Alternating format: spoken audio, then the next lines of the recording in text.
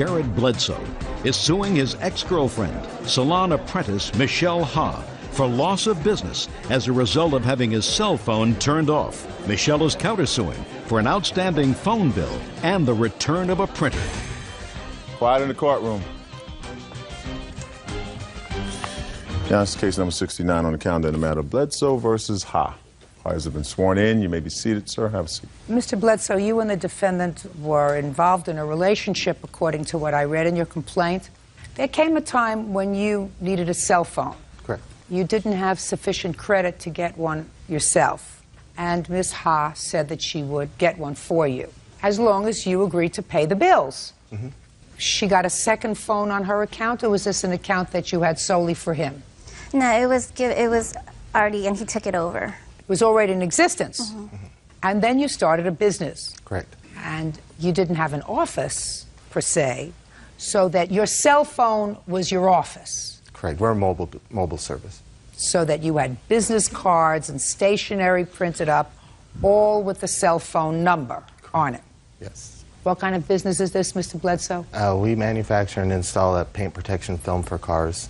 It's otherwise known as a clear bra. It's on the front of the cars to protect them from getting rock chips. From getting what? From getting rock chips and damage on the front of the car. This is a lucrative business? Yes. And then the two of you broke up. Correct. This is what your lawsuit is about. You say that because Ms. Ha refused to let you keep the number to keep the account going, and you lost the number, not only did you lose a lot of business, but all of the cards that you had printed up and the stationery that you had printed up are no good anymore because you had to get a different phone. Right. Explain to me, sir, how this is a lawsuit. All right. We had broken up in March of 2004, and until December of this past year, I was still paying the cell phone bill, still using the phone. She had contacted me and said that she wanted to get the cell phone out of her name, and I said, that's fine. And the following day, we were going to meet down at the Singular store because I needed her to go in and say it was okay for me to have that phone number. And so she agreed to go down there. She didn't show up that day. Then after we tried to meet and she wouldn't come, and eventually she said, I'm not going to give you the number.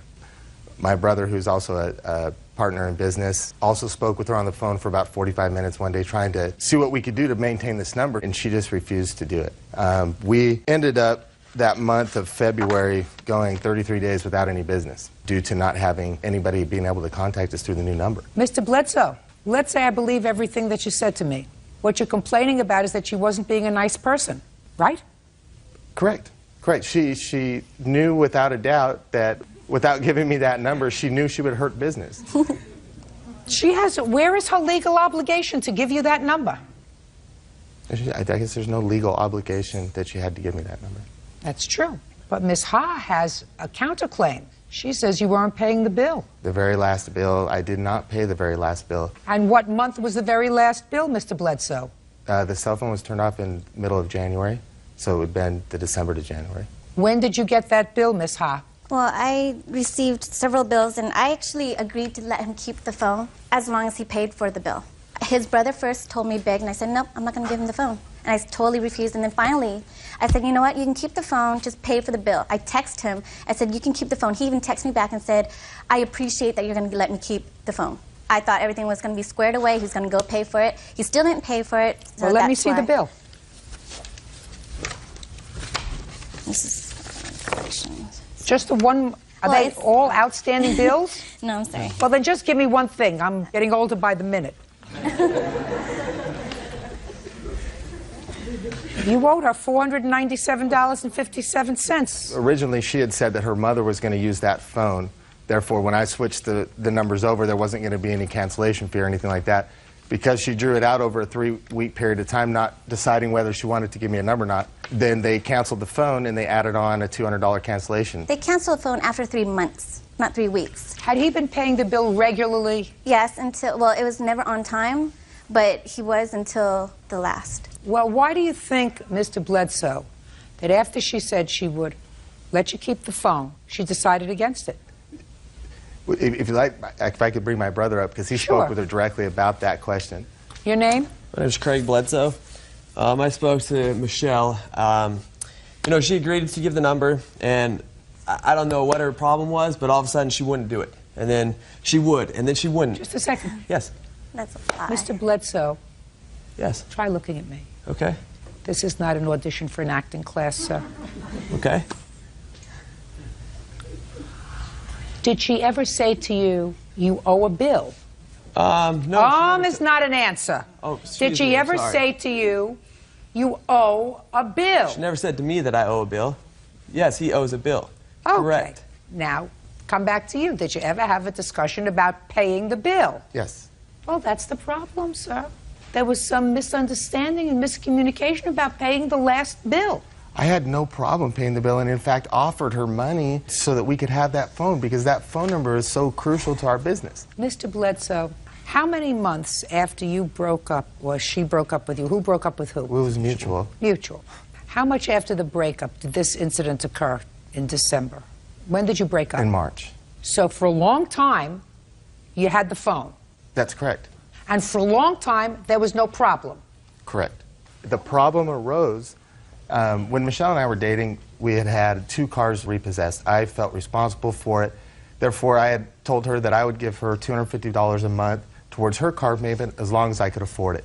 Therefore... What do you mean you felt responsible? Why did you feel responsible? Because we were living together and I was using the car. Both cars. And so therefore... Go ahead. He was using... I got him 2 cars, and he got them both repossessed. And countless of that, like credit cards he used to take to strip clubs, everything. And I saw No. a statement. Yeah. Not true. Just to sit down. Now I don't need you anymore. Fair enough, but I got a lot to say about her side of the story. I mean, I would see things on my statements. So that things started to get nasty before. Things have been nasty Is that for a right? long time, yes. Before. In any event, Mr. Bledsoe, Ms. Ha has no legal obligation to permit you to keep a cell phone in her name and allow you to keep the number. There is no legal obligation. Being a nice person, she could have done it. She chose not to, even if there wasn't an issue with regard to the final cell phone bill. So you don't have a legal case against her. Moral, maybe, but this is not moral court. It's a legal court. Understood? Yes. Very good. Judge Judy continues in a moment. That's your printer? No, that's not my printer. Do me a favor, Bert. Take a look at the receipt and see if it's the same make and model. Oh, I can't believe I went to law school for this. And later today, I felt sorry for her that she was with him. You know who the only person I feel sorry for right now?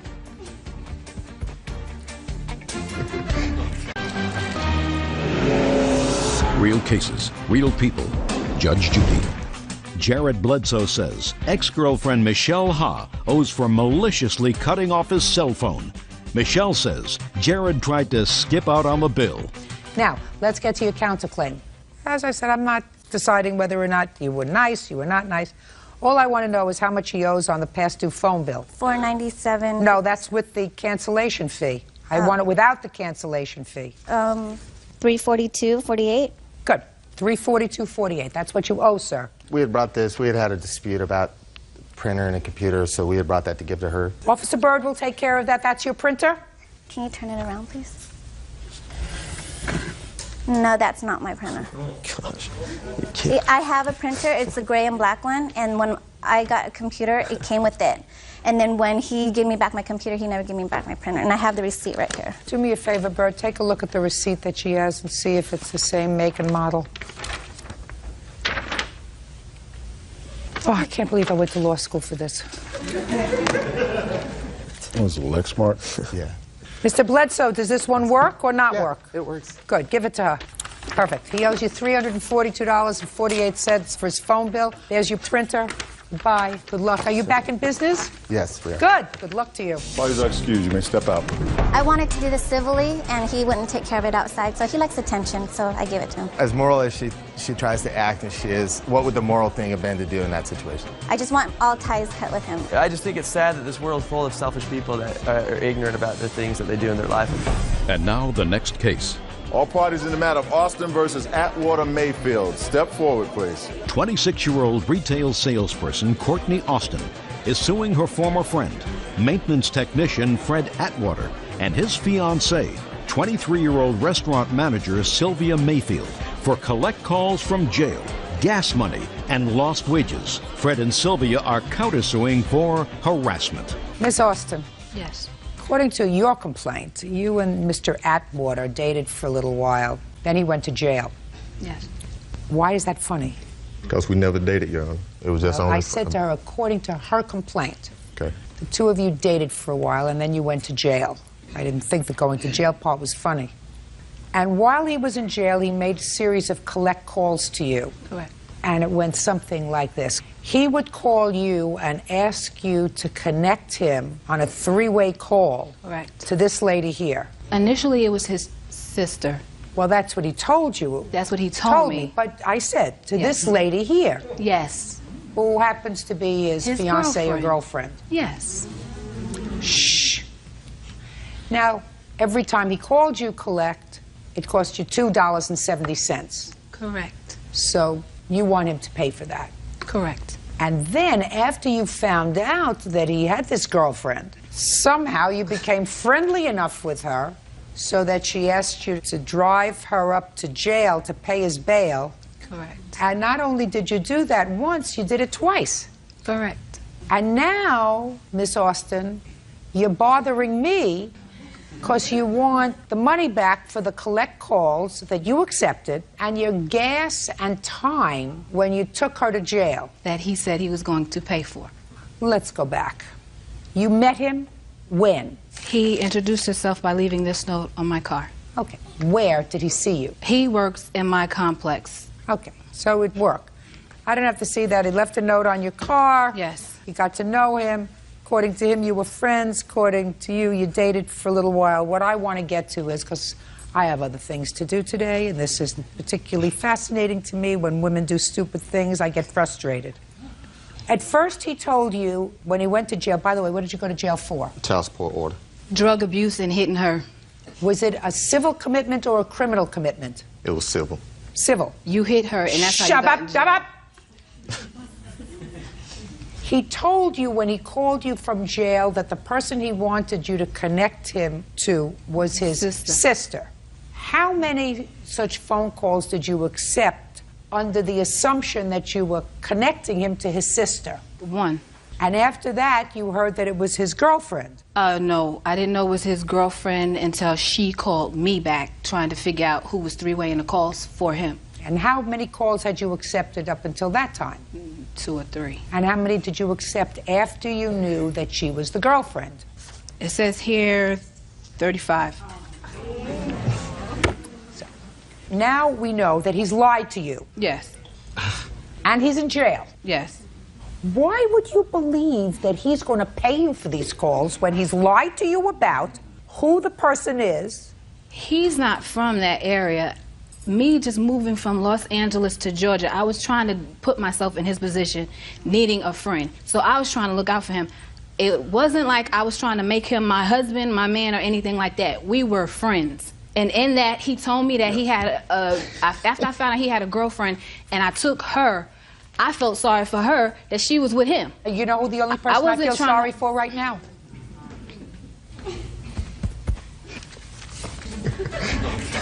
Miss Austin, how much did it cost you, all this stupidity of yours? How much in phone calls? Between 150 and 175. No, between 150 and 175 is not an answer when you're in court. 150.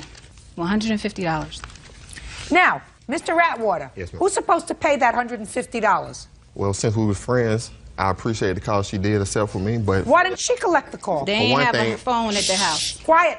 for one thing, Your Honor, we had a cell phone. We didn't have a household phone then at the time, and we couldn't make collect calls to her, so I thought I would call her. And she was notified before she accepted the call, $270 per call. She had an option to hang It up does or not accept say it. that. If you say one more word, I'm just going to throw you out. Do you understand? Yes, Your Honor. Good. She was opted to either accept the call or not to. Did you tell her that you would pay her back for I these never calls? told Courtney I would pay her. She told me every time I would call her and she do the three-way, she'll tell me to hang up and call right back. I don't know what that means. Okay, like you get 15 minutes for $2.70. So after the phone call, the 15 minutes is up, she would tell me to hang up and call right back. And you would do that? Yes. She accept the call every time. I didn't. Sorry. Am I looking in your direction? No. Mr. Atwater? Yes. Is it your statement to me that you never said to Miss Austin, please do this collect calls because we have no phone in our house, so if you do this for me, I'll pay you back when I get out? I never told her I was going to pay her. I don't believe that. See, that I don't believe. That I don't believe. I believe you told her you'd pay her back for the phone calls. That's Your one Honor. bit of stupidity. You may not have meant it, Mr. Atwater. Your Honor, I'm speaking What did you ever do for her? I never did anything for her. That's what I mean. Why in the world? Because we were friends, Your Honor. That's all we were, friends. I'm speaking. Did Miss Mayfield know that she was your friend? Not at the time. She was in Miami at the time. Exactly. And I did. Quiet! Just to answer my question. I said, did Miss Mayfield know that Miss Austin was your fiancée? And you said no. That's the only information that I need. Now, as far as taking her to and from the jail, tell me how that came about. Fast! Basically, he told me that he was going to pay me the money when he got out. She needed to go pay his bail money. She had $500. His employer put up the other $500. I took her to go get the money from the employer. We went. We didn't make it that day. I had to take her back the next day to go pay his bail. They wouldn't release him because he had a drug charge and he had hit her, which is originally why he went into jail. Then we had to go the next day, something about getting his clothes because the county would put him in jail. You didn't have to do anything. No, I didn't. I did it out of goodness of my heart. That's right. So then don't bother me about it if you did it No, out of the he goodness told of me your he was heart. going to pay me for it. It wasn't like he said he was going to pay me for my trouble. Miss Austin, you did not have a contract with Mr. Atwater, and you certainly didn't I do have have one right with here. Mayfield. Yes, I do. Good, then let me see it. Exactly what I said, Miss Austin. It says you can threaten us all you want. We'll pay for your phone bill. Nowhere does it say that they're going to pay for you taking her to and from jail. I believe that he said to you, if you accept these collect calls, I'll put your hand down. That he agreed to pay for the phone bill, but for nothing else. So that's your claim, $150. Now, you have a counterclaim for harassment. Yes. Get to it fast. Okay, and that statement right there, what she has on the second page, that was after she brought the cops to our house. So we put it in writing. The cop told her to go ahead and take it to the courtroom and file the claim. And she did that. Just a second. And she did that. You said here, I'm going to pay you the money for the phone bill. Stop bothering me. Exactly. Right. But she never stopped. Let's get to your counterclaim. You've got a counterclaim for harassment for $500. I'm going to hear you. 10 seconds or less. The harassing emails, taking notes to our door, bringing the cops to our apartment complex where that is not tolerated. We cannot have no kind of commotion going on. Why didn't you pay her phone bill? Because I never did tell her that, Your Honor. I don't believe that. And she was trying to collect a debt. You're not supposed to take advantage of people, Mr. Atwater. Yeah. You're not supposed to take advantage of people's feelings and emotions. One girlfriend is in Florida, one friend is here. Friendships usually work both ways. She does a favor for you, you do a favor for her. You did no favors for her. You were a taker. You have to pay her back for the phone. Put your hand down. Are you still bothering them? No. Good. Judgment for the plaintiff in the amount of $150. Your counterclaim's dismissed. Thank you. Parties are excused, may step out. And damages to her home. Order. All rise.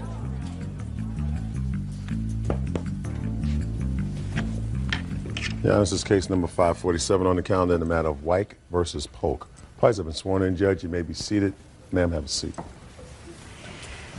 Miss Wyke, the defendant is your niece. Yes. And according to your complaint, your niece had been living with you. Yes. You went away on business for a couple of weeks. And it is your claim that either your niece or someone that she invited to your home destroyed some of your property. And the most expensive thing that was destroyed was your car. Yes, a 95 Nissan Pathfinder. And that was damaged because, according to you, the car was not in good running order and you had brought it back to your home to just sit there until you could take care of it. It was not to be driven. Somebody, either the defendant or someone else, drove the car, and because it was driven with no oil, the engine seized or something happened to the engine. And the engine has to be replaced. Ms. Polk said somebody else did it. Yes. Oh, okay. How long was your niece living with you? Ebony moved in with me in March, the middle of March. Why?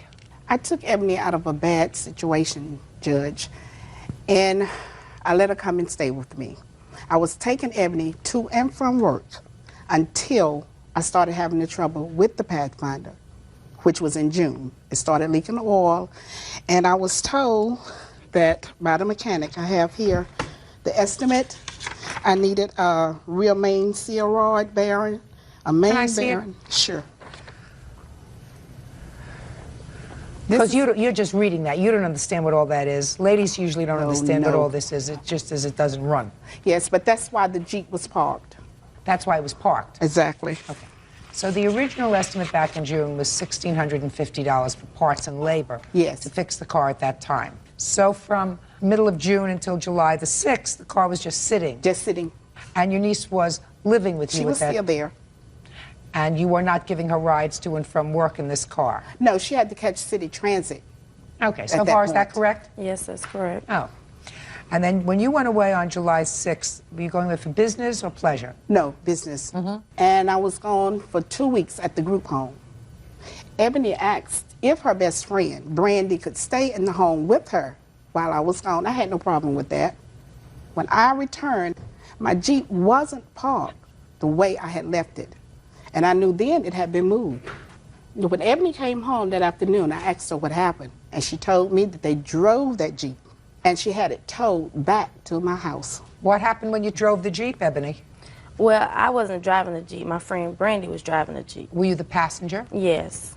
So it doesn't make any difference. The two of you were in the car. Why did you take the car? Because the fight had broke out at the house because I had a party. And, you know, a fight had broke out at the house, and I just said I had to go. It was still early, so we got in the Jeep and we went riding. But you knew that you couldn't use the Jeep because I know. I already know. What do you mean you know, you know? I know. I know the Jeep. I didn't know it was messed up like that because when we got ready to get in the Jeep, an oil leak, I looked under the Jeep and see if any oil on the concrete. It was no oil. So therefore, I thought it was fine. I didn't think it was major like that. So we got in, started driving. Before we could get back to the house, it just stopped. I towed it back to the house. I got it back, I got it back to the, property fine and all right, but I feel like... Well, you didn't get it back fine and all right. It had to be towed. Well, it got back. It was better than leaving it on the side of the road. You have another estimate for the car? Exactly. Your Honor, not only that, Ebony went in my daughter's bedroom. I have a handicapped daughter. I had just bought her a 50 CD changer, took that child's stereo out, put it in the den. Now I'm left to buy her another stereo. They demolished that. 5 of her CDs were taken. Only the cases are left. I was not responsible for that. It wasn't my fault. I did not know the CDs were gone, for anything. and I didn't know the stereo was messed up until she told me about it. Well, can I ask you a question? Yes. What kind of fight broke out in the house? Well, it was a little scuffle, and when the scuffle happened, I told everybody they had to go. Well, how many people were everybody? It was only meant to be a few friends, few of Brandy's friends. It ended up being about 50, 60 people, and I knew that wasn't even going to work. So I told everybody they had to go. She didn't have permission to have anybody in my house. Well, listen to me. I have here. You made a big mistake. Yes, I did. Yes, I did. I admit I did. How old are you? 19. Right. I feel like it's not my fault. I ain't had nothing to do with it. I wasn't driving it. I feel like I shouldn't have to pay for it. Well, what about the carpet and the furniture? The carpet? Don't answer her yet. I'm still adding. I'm sorry. Let us assume that the damages, Miss Polk, that your aunt is claiming to her carpet, to the CD changer, the CDs, which she has itemized at, well, it's less than $44.23. It's less than that because I'm deducting the original $16.50 that you were going to be charged to fix the car. Let us assume that all of that is correct. Carpet got stained because somebody spilled wine on it. I offered to clean it, though, but she had a little attitude. I told her she had to wait till I got paid. But if she couldn't wait, she had an attitude. I got a mop and bleach, and I tried to get it up. It was some stains, but I told her I was going to get the stain cleaner. She couldn't wait. Oh, well. Where are you living now? I stay with my friend. Good. Thank you. Real cases, real people. Judge Judy. Rita White claims her niece Ebony Polk owes for the cost of a car engine and damage to her home. Rita says Ebony has a bad attitude. Go ahead. Your Honor, I have here where I had my carpet and furniture cleaned. I have the receipt here. I've already paid for that.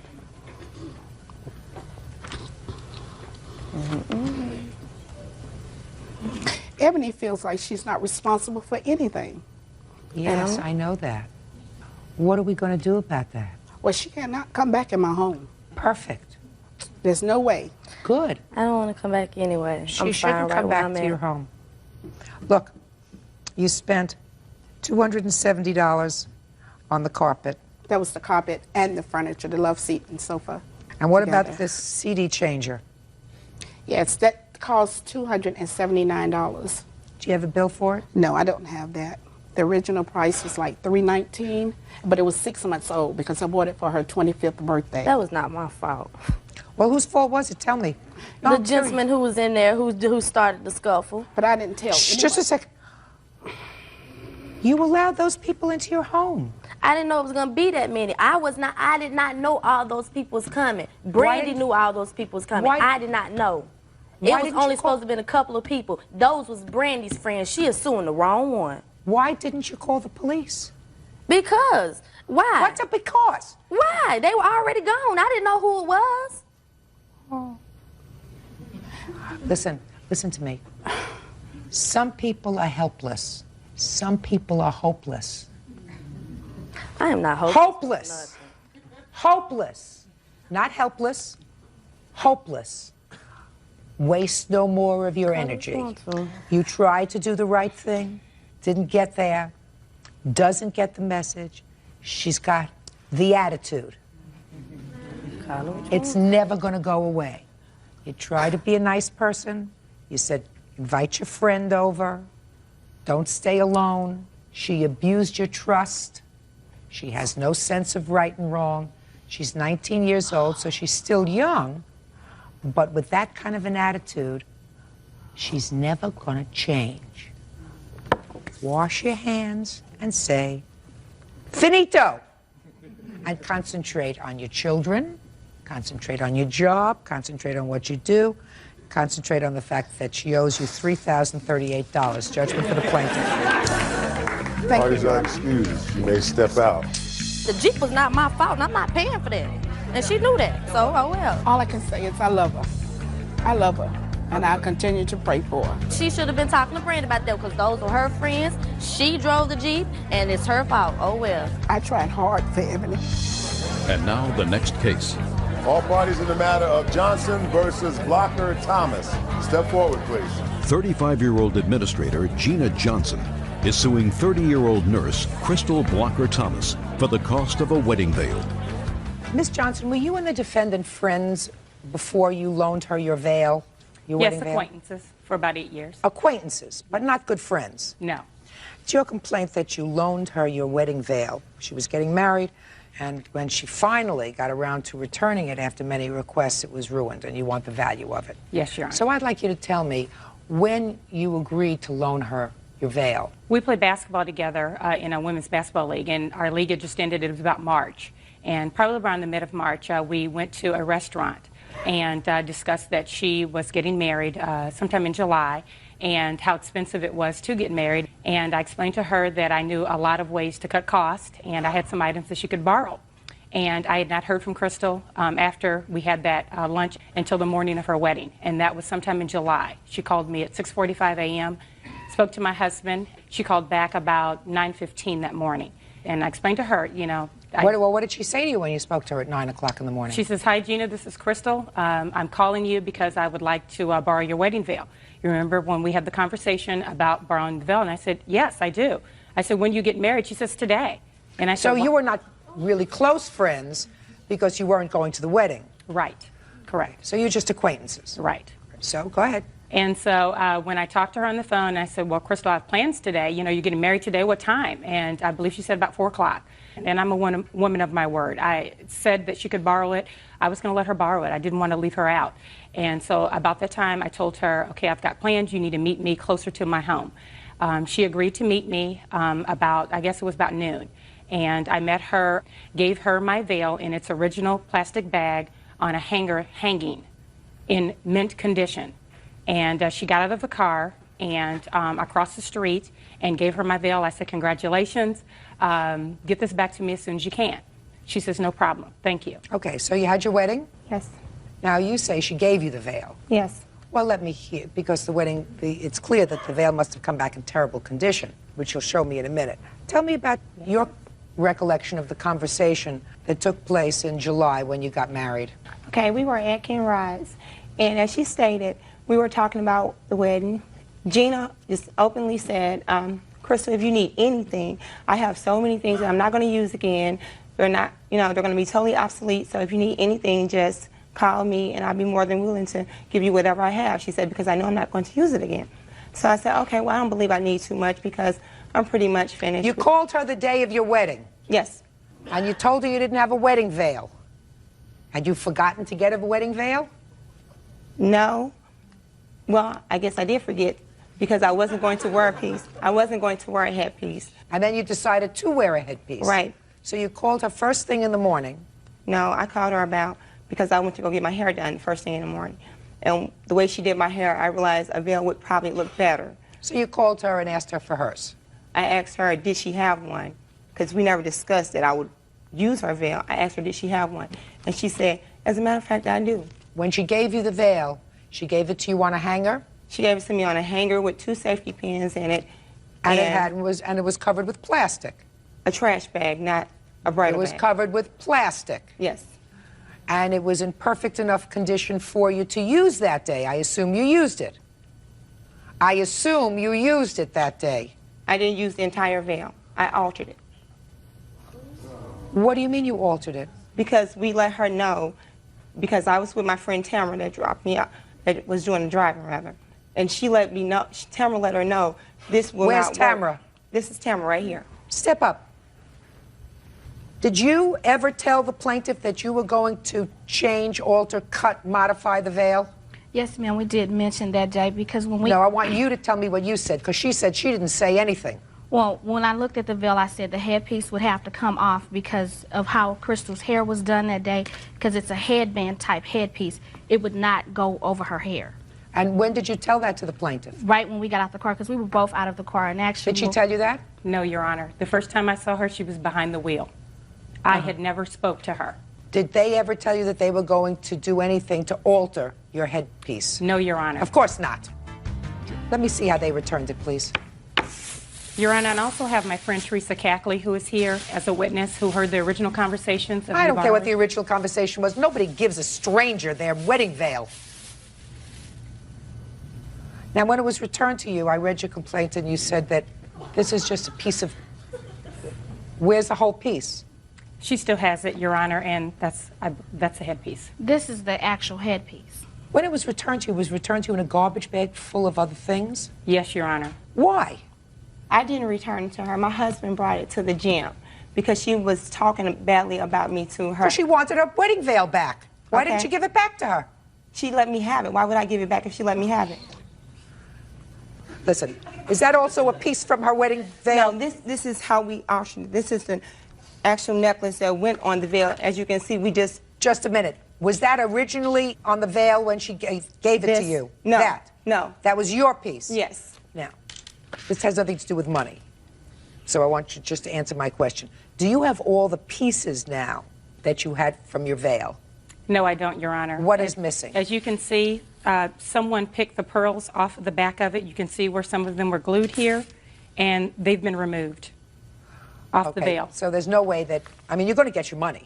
There's no way you're not going to get your money, whatever the cost of the veil was, because Miss Thomas is not operating with a full deck. I never heard of any young woman who thought that she borrowed either a wedding dress from an acquaintance, not a friend, not a best friend, not somebody who was invited to the wedding, from an acquaintance, borrowed a wedding veil, borrowed shoes, borrowed a bag, and then said, oh, it's mine. I can now treat it like garbage. You're absolutely outrageous, and your husband is a bigger slob by returning it in that garbage bag to her with some old dead flowers in it. Was there wedding cake in there, too? Your Honor, that is her bouquet that she returned and did not know it was in the bag. And that's the only way I could get her to return my calls, that she wanted her bouquet back. Really? Why did you want your bouquet back? No. Just answer my, don't think about it. Just tell me, why did you want your bouquet back? Because it's my bouquet. And oh! So it's your bouquet. Right. And you want it back. Sue for it. Sue for it. I want you to listen to me very carefully. You're going to be unsuccessful. Okay. You want to know why? Because your husband gave it to her. Well, she gave me her veil. No, she didn't. She never No, said she, it was no, a she loan. didn't. You just told me your husband gave her this entire bag. I am finding that she loaned you the veil, which you destroyed.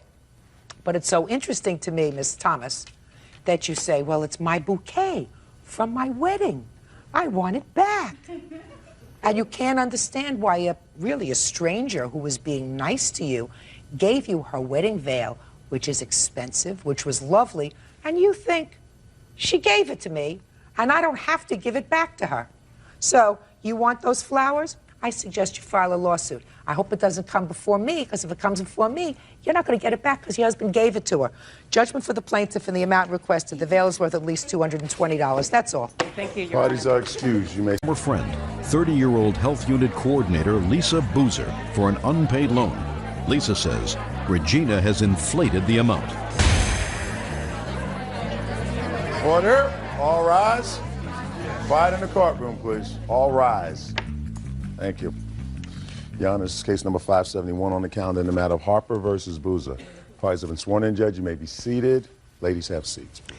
Miss Harper, the defendant was a friend of yours, according to your complaint. You loaned her some money. According to you, you have a note to prove the loan. She did not repay you the entire amount, and you want it. Is that what this is about? Yes. Defendant says she borrowed some money, not as much as you claim. She paid you back every cent that she owes you. So, when did you make this loan and why? I made the loan to Lisa on 6/20/01 because she had written 6 fraudulent checks and she needed the money to repay the checks. Well, how did you find out about this need that she had for the money? She called me on 6/19 at 10 o'clock in the morning and asked me to pick her up from work because she had a warrant out on for these checks. So, She had a warrant out. Mm-hmm. How much money did she tell you she needed? $1,200 and something dollars. Go ahead. I had a loan that I had previously and I had paid it off. So she asked me if I could help her. Could I see if I could borrow the money from there to help her out? What money? Explain that to me. I borrowed some. I had a loan already at First Franklin. It was, where I could go back and borrow money if I needed to. So then I called them and I asked her, could I borrow $1,200? And she said I could borrow up to $2,000. So I told her I didn't need that much, that I needed $1,200. So I had to do $1,500. Why did you have to do 15? I couldn't borrow $1,200. So let me see the loan papers where you borrowed $1,500.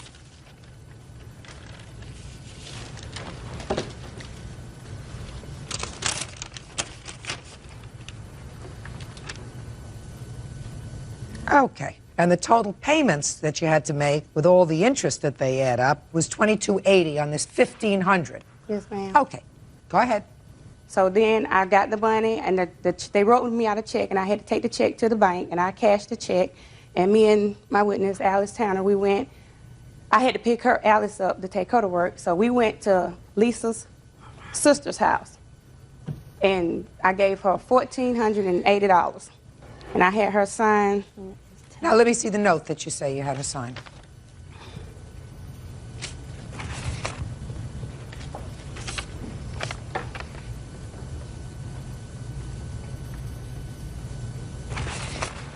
Would you show the defendant this and ask her if it's her signature? Is that your signature? Yes, it is. Fine. Okay, so I'm going to read this note. It says, I, Regina Harper, that's you, borrowed $2,280 from First Franklin Financial Corporation on 6/20/01 for Lisa Boozer, in which she, Lisa, agrees to pay $100 on the 20th of every month until the balance is paid in full. And you signed that? Yes, ma'am. Okay. So, how much did you give her back? Judge Judy, first of all, it was 5 fraudulent checks, okay? The total came up to $830. I have the receipts right here where I paid them. I had $100 of my own money. My mother gave me $30. Regina only gave me $700. I never seen none of the agreement that she signed with the loan company or any of that. You signed this piece of paper. because she said she needed, she was going to get her bills consolidated, and that she needed to let them know that she was not paying that back, that I was the one that would needed to pay that back, not her. Me and her split it that. She needed money for school to pay school off to get her, her grades. She gave me $700 and she kept the rest of it. Well, how am I supposed to tell that from this note that you signed? How am I supposed to tell that? I mean, are you an unintelligent girl? No, I am not. Well, me and Regina both went to college together, and she knows this. If you went to college yes, together, ma'am. so you are clearly an intelligent young woman. This is a promissory note for $2,280, where you promised to pay back $100 a month. Now, I don't doubt that that scenario could have happened. Yes, ma'am. I mean, you're an intelligent young woman. Why would you sign something like this? Because we were friends, and she said she needed the money for her new baby to get her bills consolidated so she wouldn't be in a bind. Very possible. Yeah. Now, you paid her back some. Let me see the receipts of what you paid her. I never got any receipts. I gave Regina cash. My sister was with me every time I paid her. all the receipts. She has made 3 payments. You never gave me a receipt. You never. Because you never paid. You never gave me no paid receipt. It. I paid. Where you gave the receipt to? Don't fight with each other. Listen to me. Don't fight with each other. Hell, I'm gonna have a receipt. Shh, don't fight with each other. Don't speak to She each other. wouldn't have a receipt, Judge Judy, because she never went and paid the loan. I had to go and track her down every 20th of the month, 25th, and go and make the payments myself, go to this place. How many payments did she make? She made 3. Of $300? She made 3 payments of 3, so that's $300, and I've been making them ever since. Can my sister please speak, Judge Judy? Sure. Come on, please. Go ahead. They made the transaction at my house, and it was $700 that Regina counted out to my sister at my house. Then we went and we paid on the checks. Me, my mom, and my sister went and paid on the checks. And I was with Lisa on a couple occasions when she did make the payments to Regina. Regina came over to my house to get the payment. The young lady that's with her now, she don't even know where I stay. I never met her. It's my first time ever meeting her. And we went up to the hospital to also give Regina some money, too. So, I have a piece of paper here. It is a contract. It says, I will pay back this amount of money. If there was a side contract that it wasn't going to be that much money, and I'm not doubting that it's possible that that happened, but I'm not dealing with an unintelligent young woman here. You're right. I'm dealing with an intelligent young woman. You have a contract. You agreed. It was notarized. You went in to somebody actually to have it notarized. The signature's notarized. So you were aware that this was a binding sort of contract. You know, Judge Judy, you know, it's ironic that this would come up after Regina was under investigation at Spummer Regional Medical Center for going into her baby's father, new girlfriend's files. And I told her, me and her went to college together, and we went through too much to get to where we was at. And if they ever came to me and asked me, was she the one that went in her files and they would see that found you out. pulled up her. All right, listen, I'm not. No, ma'am. No, ma'am. No, ma'am. You know you did. Miss Boozer, Miss Boozer. Yes, She's ma'am. saying she don't have. Listen to me. I don't have S6. 1, She's 2, saying- 3, and you're out of here. I'm not a young person anymore. I don't like to shout. Real cases, real people. Judge Judy. Regina Harper says former friend Lisa Boozer refuses to pay back a loan. You borrowed this money in June. Yes, ma'am. And the interest was substantial. And according to you, and even according to your witness, you made no more than 3 payments on the $700 because that's all she's prepared to testify to. Why didn't you pay the rest? Why? No, don't make up a story. Why didn't you pay the rest? I paid her the rest. I made, the last payment I gave her was January when I received the court papers. When you paid her in January, did you get a receipt? No. Then I don't believe you. And I'm going to tell you why. Then I'm going to tell you why. Did you pay her by check? No. Then I'm going to tell you why. Because unless you are really thick, somebody sues you, and you want to make your final payment. And you say that I won't owe you anything, even though the amount that she was suing you for was different. If you give her the money, you at least say, at least this time, I'm going to do it by a money order so that I have a record. I'm going to do it with a receipt so I have a record. I'll do it by check so I have a record. But you don't just go and hand her the money in cash. So I don't believe you. Judgment for the plaintiff in the amount requested, in the amount of $1,700. That's all. Parties are excused. You may step out. I think that, you know, she need to go get a life and find her baby's father. She never was my friend. And when she get back home, she will be picked up because she wrote another check in December. She goes into her ex-boyfriend's new girlfriend's files and finds out that she has breast cancer. And was going around telling everybody. Spotted and tell everybody. Stay away from this one. And now the next case. All parties in the matter of Oakley versus Graham. Step forward, please. 50-year-old construction worker Mike Oakley is suing 44-year-old contractor Hans Graham for running him off the road and assaulting him in a fit of road rage. Hans claims Mike started it. All right, you two gentlemen were in your cars. You don't know each other. And there was an incident that looked to me like a little bit of road rage. Mr. Oakley, you claimed that the defendant caused damage to your car. Yes. You want to tell me first when this happened? This happened November 9th, 6:20 a.m. Where were you going or coming from, sir? I was going to work up I-15 out of San Diego. Was it light or dark out? It was just getting light. What kind of car were you driving? 2002 Toyota truck. Okay, tell me what happened. I was in the second lane, which is right next to the fast lane, which I travel that lane. How many lanes are there altogether? There was 6. Go ahead. We were just going along, and who was with you? Donnie is he works for our company too. He's a carpooler. He rides with me. Okay. Driving along, and we got slow traffic in the second lane. It was down to about 60 miles an hour, and I signaled, moved over into the fast lane. Before I knew it, Mr. Graham was on my rear end, and he went to go around me in the second lane. He went past me and cut back into the first lane, and that's where he clipped me and knocked me out of control. I went left, I went right, I went left again and got it under control. I pulled off the road because I couldn't go to the right, there were so many lanes. I pulled off. He had pulled off in front of me about 30, 40 feet. Got out of my truck. As soon as I shut my door, Mr. Graham was right on top of me, saying that he was going to kick my... And he pushed me, and I fell over the little wall that's in between the freeways. I got back up, went to the back of my truck, reached in for a hammer because I didn't know what this guy was going to do next. He came down the side of the truck, stopped there. He went towards the window and asked Donnie if he would like a little bit of this too, and he punched the window. The window didn't break, and after that he came back again, and he stopped and went back to his truck. He wrote down some information, I guess, and he threw the information at me, said I had to go to work, and he left the scene. All right, let me see the police report, please. Mm-hmm. What is that piece of cardboard that you have, sir? That's showing how the accident happened. This is Mr. Graham. This is me, and this is Mr. Graham. He came up behind us. I guess this is the wrong way. There we go. I'm sorry. Well, he was in the one lane. You're the red car. Listen to me. In the way no, you I'm have not that the red. diagram. I'm in the second lane here. I moved over, and when he went around... I said you're the red car. Yes, you're absolutely right. I'm sorry. Okay, you're the red car. Okay. So I moved over into this lane. Okay, and probably what you did was you cut him off. Is that right, Mr. Graham? Yes, ma'am. You cut him off. And he got angry. Yes. So he went around you. Went around me. To get back in front of you to cut you off. Yes. And he clipped my front end. No, ma'am. Okay. I'm going to get to you in a second. Thank you. Can I see what kind of damage was done to your truck, please? Mm-hmm. I have the pictures here.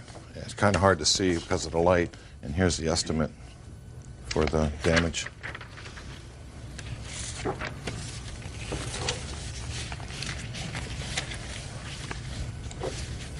What kind of deductible do you have, sir? $1,000.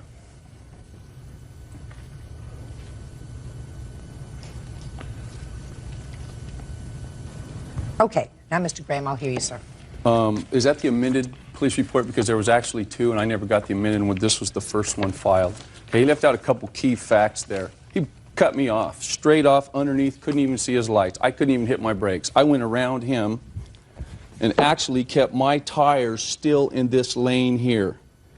When we went up here, I was not concentrating on him. There was another car beside me. I was holding on to my steering wheel, watching this car here. Boom, all of a sudden we make contact. I look back to see him lose control of his vehicle. Mr. Graham, why did you attempt to get back into the I didn't. I stayed straight. I went around him. When he made the lane change, he actually went too far over. I mean, he came in front of me quick, and he knows it. He knows he cut me off. You ask him point blank. He Mr. cut Graham, me off. that may have happened, sir. Okay, I didn't even see his lights. No, listen to me. That may have happened, sir. Let's say he didn't look before he put on his signal. Now, I have, in fact, in my lifetime, seen some drivers. They do the following. They put on their signal, then they change lanes, and then they look. And I'll say to them, no, you got the order wrong. The order is you put on your blinker, then you look. If it's clear, then you change lanes. That's not what he did. He went... Okay. So, Mr. Graham, do you think that he did that because he wanted to get into an accident or because he just wasn't thinking? He wasn't thinking. Right! Just stop right there. So if somebody's not thinking, I mean, he wasn't a nut, just wasn't thinking. And I've seen that. I'm sure that most of us have been in that situation where, you know, you're thinking about something else and you want to change a lane, or you're getting on a highway and, you know, you're looking in one direction, you get on the parkway, and all of a sudden you see a car. It comes out of nowhere. That's what causes accidents. But why did you get so angry? Well... You got, Mr. Graham. Not yet. Can I finish? You told me you let me have my chance to talk. You got angry because he cut you off.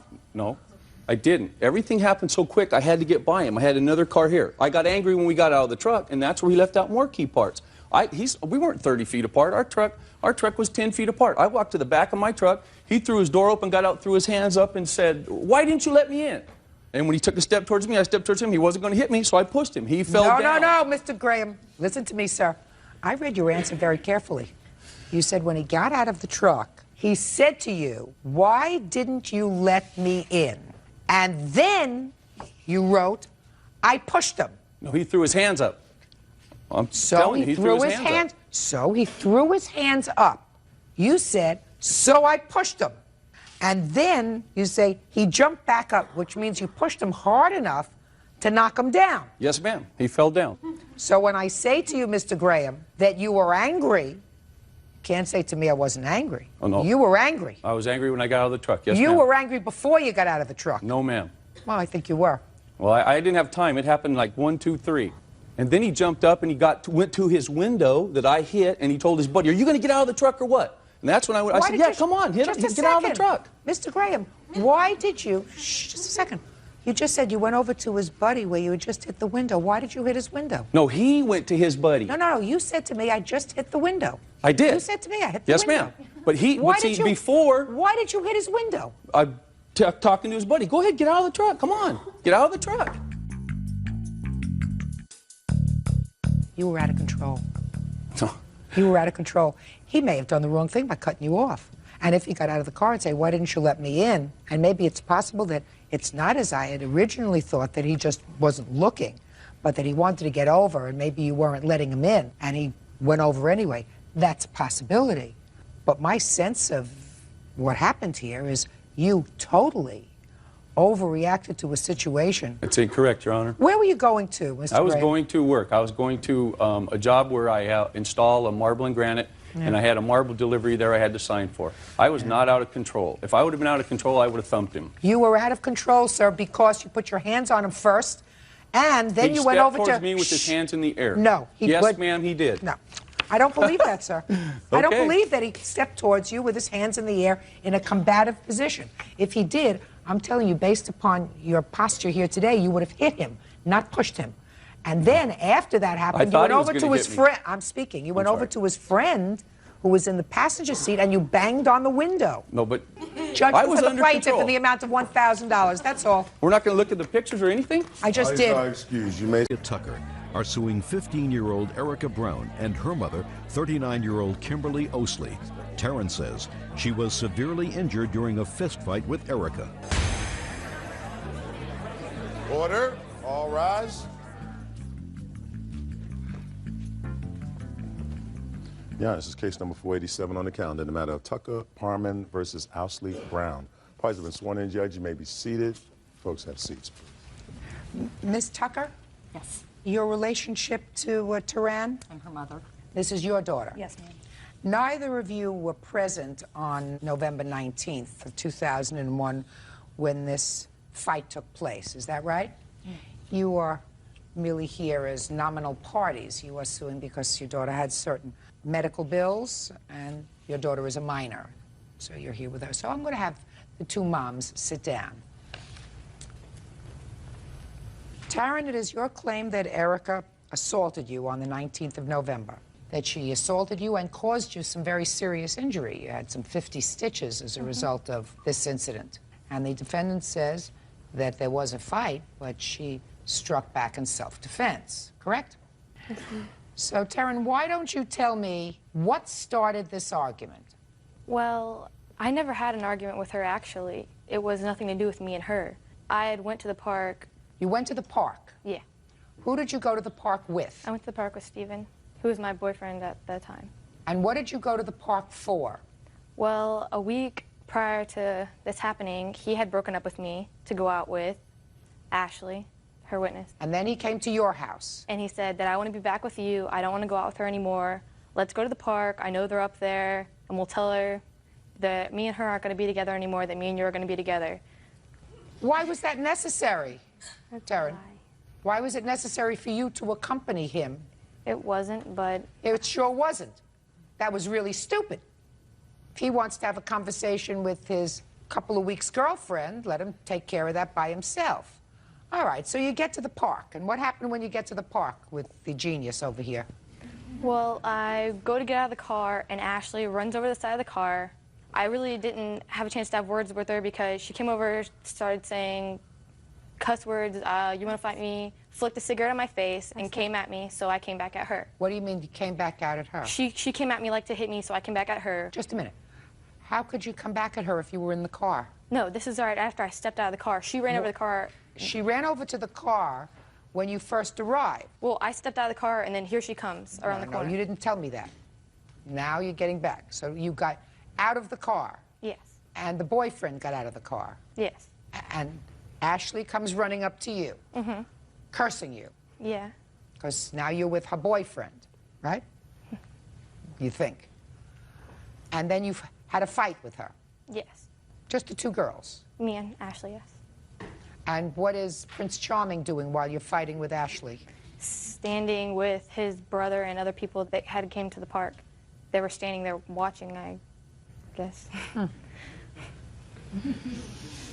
Okay, so did you finish fighting with Ashley? Yeah, her brother came up and kind of broke it up. She walked over to her friends, and I walked over with Steven beside his car. And then what happened? Then Steven's brother, who was there, were trying to get Erica to hit me. They're like, oh, fight her, fight her. She just beat up his friend. Just a second.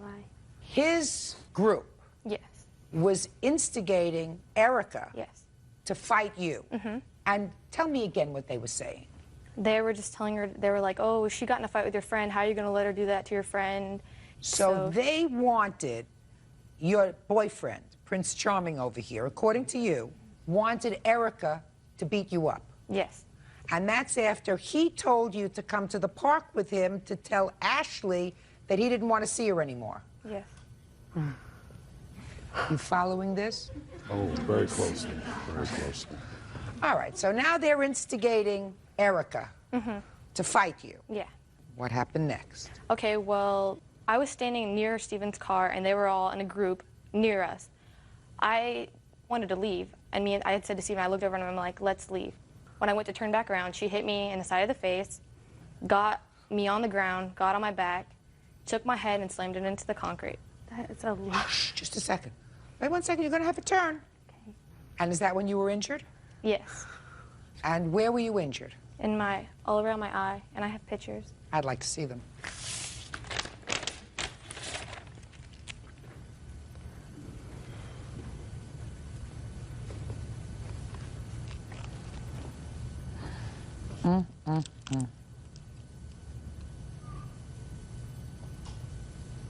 And these injuries occurred as a result of your face being slammed into the concrete? Yes. What are these marks on your back? Well, when she got me like onto the ground, I guess she dug her nails into my back. What finally stopped the fight? After she did that, I guess she realized what she had done because, immediately blood started gushing out. They looked, saw what I had done, and everyone ran and got into cars to leave. What about Prince Charming? He came over to me and got me, and we got in his car and we left. Now let me hear your version of the events. Well, her cousin Stephanie was at school one day, and she came up to me before all this stuff had happened and said that she went up to the park and Ashley ran from her. This is how it all started, okay? This has to do with later on in I don't the have a story. cousin named Stephanie, but... Don't interrupt her. Well, they said they were cousins. And she said that she ran from her, so I was like, that's not true. My friend wouldn't run from her, you know? I was like, that's lying. I was like, she's lying, you know? She got suspended from school for coming at me. Who did? Her cousin, Stephanie. Well, they said they were cousins. Okay. So she got suspended from school. Yeah. And this was before this happened. Yeah. Okay. Now, what happened on the 19th? Stephen and Ashley were at the park. They got into a fight. He said, oh, well, I'm going to get Taryn because Ashley broke up with him. So he was at the park first, Yeah. before he went to pick up Yeah, Taryn. we were all at the park without her there. And they had an argument. These two people had an argument. And she broke up with him. So he was like, oh, well, I'm going to get Taryn, you know. She's going to whoop your butt when I get back. So she picks Taryn up. Taryn gets out of the car. Oh, so you're the little twit that Steven's going out with. And she's like, yeah, you know what? And Taryn was like, oh, well, you know, calling her names, calling her a B, you know, saying dirty cuss words to her. And so Taryn hit her. And then Ashley hit her, and they were rolling on the ground and everything. Mike came over, got him. Who's Mike? Her brother. He came over, got him up, and Taryn was standing there, and she was like acting like a tough, like a bully or whatever. And so Taryn comes over to me. She's like, oh, so who's the one that got my cousin suspended from school? She's like, Erica, like that. And I was like, yeah, that's me. She's like, oh, well, I guess I'm going to have to fight for my cousin. And then she went like that, and she flinched at me, and she hit me, and I hit her. No, just a second. She flinched at you. Yeah. Make sure you tell me, listen to me. Make sure you tell me everything that happened. Don't embellish it to make it sound better, because I'm a truth machine. I know. Do you understand? Real cases, real people. Judge Judy. 17-year-old Taryn Parman claims she was badly injured during a fight with 15-year-old Erica Brown. Erica says Taryn was looking for trouble, and she found it. So far, I believe you. So now don't tell me anything that's not true. Oh, I'm not. So here we go. After she flinched at you, what happened? I moved like that because I thought she was going to hit me. Yes, very slowly. And if you don't remember what happened next, you can say, I don't remember what actually happened next. Don't make it up as you go along. I'm not. Good. So you moved back to sort of avoid her. Yeah. And then what happened? And then she hit me in the jaw. How did she hit you? With her fist. Yes. She punched me in the jaw. And so I was like, and I hit her, and then she fell to the ground on her back. I didn't scratch her. The gravel, it was gravel. It wasn't concrete. The gravel scratched up her back. That was it. Because she had a very hurt knee, and her knee was all tore up and everything. Okay, so she fell on her back. Right. She was getting up like she was going to come at me. She grabbed my hair. I grabbed her hair. I banged her head into the ground. Then after that, it was like she got up and she just got into the car. She didn't say nothing to nobody. She didn't say anything. She just got up, got into the car. Steven got in. They left. That was it. So what you're telling me is she hit you first. Yes. And you retaliated. Okay. Now I want you to tell me about this cousin, Stephanie. I don't have a cousin named Stephanie. I said in quotes, cousin, friend, whatever. It's a girl that I used to know in middle school who moved away for 4 years and just moved back. Yes. I don't hang out with her. Yes. I know who she is. We talk at school occasionally when I went to school. And I want you to tell me about this discussion that you had with the defendant, even though it was a short discussion, about Stephanie. We never said anything to each other. At that park that day, we never said a word to each other. So then you're telling me she just came on and assaulted you? Denny, Steven's brother, and all of them were saying, oh, beat her, you know, beat her up, beat her up, beat her up. I went to turn around and she hit me. I never touched her. She hit me, she got me on the ground. Stephen was there, She smacked he my knows. head into the ground. Just a second. Stephen, you think I would have believed a thing that he tells me? This idiot? Stand up here, Stephen. I mean, I can't resist this one. You had a fight with Ashley at the park. Yes, ma'am. And after you had a fight with Ashley at the park, you went to her house. Yes, ma'am. And you said, we're going to go to the park now, Yes, ma'am. where the other people are sort of hanging around, because we're bored today, so maybe we can create a fight. Right? No, ma'am. I wasn't Well, what thinking did you go there for with her? that. To talk to Ashley and let her know that I'm going to be back with Taryn. You're lying. No, ma'am, I'm not. Yes, you are. What was the reason for getting her involved with Ashley? I didn't know that Ashley was going to run up to the car and start a fight. Well, you had had a fight with Ashley before you left the park. It wasn't really a fight. It was really a fight. It was an argument, which is why you went to her house. It was really an argument. She may not have hit you and you may not have hit her, but you had an argument. That's why you went to her house. During the whole time that him and her had been going out, I had been talking to Ashley on the phone, so I never thought a conflict would. I had been talking to her. I told her that he was cheating on her. He was cheating on her the whole time he was with her. I talked to her on the phone every single day. She called me. How old are you? 17. You should be smarter at 17. I don't expect you to be fully cooked, but you shouldn't be an idiot. You went there looking for trouble, along with him. He especially knew that there was going to be trouble, and that he and his relatives egged a fight, egged her on to fight with you. Doesn't that say something about him? That he's a moron? Yeah. And you're a moron for being there. For that, you don't get rewarded. You got injured? Did you call the police? Yes. And was she arrested? Yes, she was. Was the charge dismissed? Yes, it was. Why? They never told me. Self-defense. She didn't even file a police report. If I had hit her, why didn't she file a report? I have it right here. Shh, just a second. Maybe she did. Self-defense. You went there looking for trouble, but for the fact that you went there with this idiot, there wouldn't have been a fight. And the two of you went there looking for trouble. And he knew that because he knew that there were two different factions there. And Mr. Idiot over here stood by while his two girlfriends fought. Isn't that what you told me? What is he doing sitting on your side of the table? Because he was there. Is he still your boyfriend? No. Shh. Thank God for small favors. Anyway, you went there looking for trouble. You found it. Pay your own medical bills. Case is dismissed. That's all. Parties are excused. You may step out. Thank you, Judge Judy. Taryn's a troublemaker, and she went looking for trouble, and she found it. Jealousy, over girls being girls. Look at me and look at her. Nobody likes her. She's not a liked person. And now the next case. All parties in the matter of Busby versus Landfear. Step forward, please. 27-year-old telemarketer Larry Busby is suing 40-year-old tattoo artist Bill Lamphere for the cost of a tattoo and for the cost of its removal. Mr. Busby, do not get too comfortable, sir. This case is not going to take that long. Okay. According to your complaint, you went to the defendant to have a tattoo put on your arm of your girlfriend. Correct. He put the tattoo on your arm. According to you, it was a terrible job. You went someplace else and had the other arm tattooed, same girlfriend. Is that right? Yes. You want the defendant to pay not only what you paid him to tattoo your arm because you didn't like the job, but you want him to pay the cost of having the tattoo surgically removed. Yes, that's correct. Is that right? Yes, ma'am. Step up, sir. Let me see the tattoo that the defendant put on your arm. This is it right here. Okay. Now let me see the tattoo and her name is Silly? No, that's just what I call her. It's like a nickname. And both tattoo artists, they use the same. Don't speak to me, just show me. Okay. And there's Silly Girl. Right. Okay, so we have one silly. Now let me see the other one. One silly and one silly girl. Right. Right? Yes. Step back, sir. Tattooing, excuse me, Mr. Lamphere, I think it's the most ridiculous thing I ever heard of.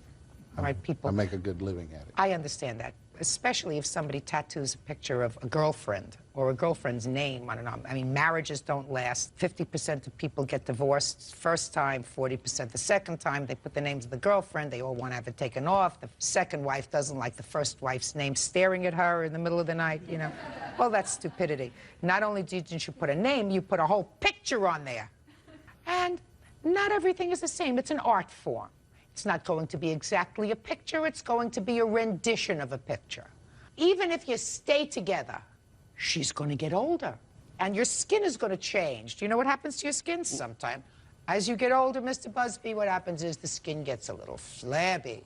So her face may not change, but your arm is going to get a little droopy. And believe me, sir, 20 years from now, those pictures are going to look very, very different on your arm. Well, ma'am, if I can just explain that the fact that I want a tattoo of the way she looks now, I understand, you know, she's going to age and things are going to look different, but I want something And the way your she arm looks is going to now. age, sir. Right, I understand that, ma'am. The main point is that I took this picture right here that I had blown up, this picture right here, to both tattoo artists, okay? And I understand there's a certain amount of freedom that each artist has for their artistic freedom.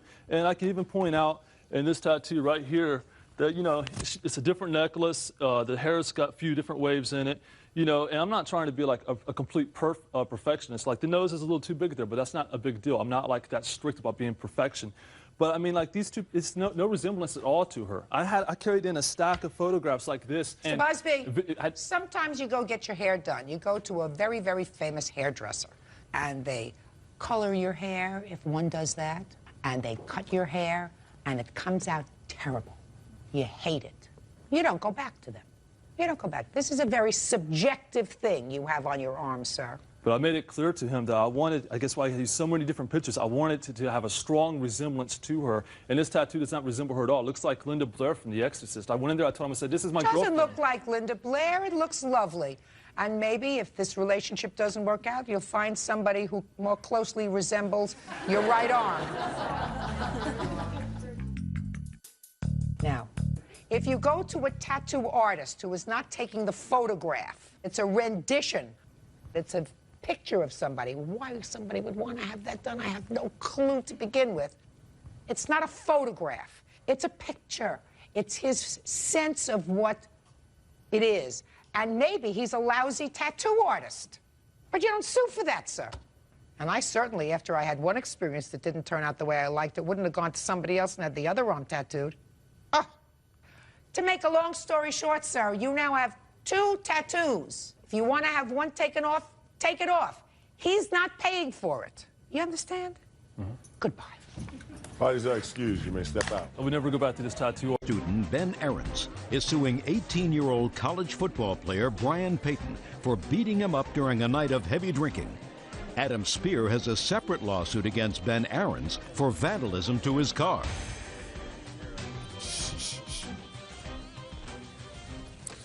Yeah, this is case number 50 on the calendar, the matter of Ahrens versus Payton. Parties have been sworn in, Judge. You may be seated. You folks have a seat, please. All right, Mr. Ahrens, it is your claim that Mr. Payton assaulted you. Correct. There is sort of a companion case here that I will address either during this case or at some point immediately after involving a Mr. Spear. Is that you? That's correct. And you weren't actually there during the course of this whole event, but you allege your car got damaged by Mr. Ahrens while he was drunk. When did this assault take place, sir? The assault itself occurred at 3 o'clock in the morning. I was with my friends. I need a date, sir. December 18th. 12/18/04. Correct. Where were you? I was in the parking lot of the Hilton Hotel, located in Corvallis, Oregon. What were you doing there? My friend had a party right next door. It was his birthday party. And what time had you arrived at the party? 10 o'clock. How many people were there? Roughly 8. A lot of drinking. Yes, we were all over 21. I didn't ask how old you were. I said there was a lot of Yes, there drinking. was a lot of drinking. What were you drinking, Ben? I was drinking Miller Lite. Nothing other than beer. Correct. And what happens? We were outside, out front. There's a fence separating his house and the parking lot. And we were out front there. I was with my friends, Jason. Well, they're actually acquaintances. About 3 girls came out of the Hilton Hotel. At that point, we called over to them to come over and talk to us. So they came over to where we were. What did you say to them? I don't exactly remember exactly what we said, but we said, hi, you know, what's going on tonight? What are you guys doing at the Hilton? At that point, approximately 3 to 4 men came out of the hotel and immediately came over to where we were. Mr. Payton targeted me specifically, and he started going after me. I could tell he wanted to fight. He was very aggressive towards me. Well, tell me what he did, sir. He said as soon as he came out of the hotel, he said that he saw me looking at him and saluting in a Hitler-like way. And I don't know what he was talking about. Do you know what he's talking about, Mr. Payton? I know exactly what he's talking about. What is he talking about, Mr. Payton? When I walked out of the hotel, we walked over to the young ladies, and they seemed upset, so I walked over and asked him to stop, and he was on the other side of the fence, and he gave me one of those. Can I interject at this point? What were you doing at the Hilton Hotel that evening? The dorms were closed at our university, and I was staying there for a school function. Okay. And what time had you started drinking that night? I'm 18 now, I didn't drink. Okay, Ben. So you're outside. And I'm speaking with my friends. It becomes a verbal altercation at that point. So I came over to the fence. So you jumped over the fence? Correct, yes. Why didn't you just go home like you were planning to go? I wasn't planning on going home that night. Well, what were you doing outside, Ben? We were just out front of his house so that we didn't wake up his friends. I don't understand that, Ben. You were outside because you were making too much noise to be inside? That would be correct, yes. At that point, I explained to him what I was doing. What did you mean you explained to him? What does that mean, I explained to him? I told him, I repeated the motion of this. I told him that's the only thing I could have possibly done at that point when he came outside. I told him that. He said, okay, that's all right. And then we shook hands. We exchanged names. We asked them what they were doing, and they said they were going to go and get beer and food. So they got in their car, and they took off. They came back about 10 minutes later, maybe 15 minutes later, and we were still outside. What were you doing outside, Ben? We were just sitting on the curb. There's this curb. We were just sitting there. We were just talking amongst ourselves. Go ahead. The three girls that were with them, I believe they went straight into the hotel, or they went they didn't want to talk entrance. to you anymore. I don't know if they didn't want to talk to us anymore, or if they were just They didn't back. want to talk to you anymore. They went right inside. They went inside. Go ahead. Peyton and his friends, they stayed with us out there, and we talked. And at that point, there became a verbal altercation between Mr. Peyton and one of the witnesses, Brown. And I believe it was over food. I believe he asked them if they brought him any food back. Where is Mr. Brown? Mr. Brown is unable to come. So he's not a witness? Okay. Because he's not here. Okay. So Mr. Brown, one of your friends, asked Mr. Peyton... Well, he wasn't my friend, he was my acquaintance. Your acquaintance? Correct. On your curb? Yes. Asked Mr. Peyton how come they didn't bring him back any food. Yes. You think that was because Mr. Brown maybe had a little too much to drink? Possibly, yes. Keep going. So at that point, there was a verbal altercation between him and Mr. Peyton, and I believe Jason might have gotten involved in it a little bit. At that point, I got up and I got in between them, and I pushed them aside, and then I'm not sure exactly what he did. That's about where my memory ends. Shortly after that point, it was because he had struck me to the face. I received a massive concussion. I have photos here if you'd like at this time. You can take a look at that. I fell back, I hit the concrete. I lost about 1.5 pints of blood. You can see my cheek there. It was possibly dislocated. Looked like you fell back really hard. Yes. At that point, I had a concussion. I do not remember anything from that point Good. on. Now, Brian. Yes. Let's hear it. Like you said, the young ladies did come out the... Why don't we start with the young lady? Oh, okay, then. Because you weren't there. The young lady was there first. Is Can that I right? interject at this point? No. Okay. You came out at some point of the Hilton Hotel. Yes. Ben and his friends were yelling at us, and... What were they yelling? To come over and, like, what were our names, and we could tell that they were very intoxicated. And then the boys came out and were like, these guys won't leave us alone. They keep yelling at us, and they're very intoxicated. And so I believe that Brian asked them to leave us alone. Did you go out with Brian and his friends for some food? Mm-hmm. Yeah, that would be a yes. Yes. What happened when you came back? We got out of the car, and they started yelling and stuff like that, and then Ben started beating the car. And the car alarm... Whose car was it? Your Honor. Your car.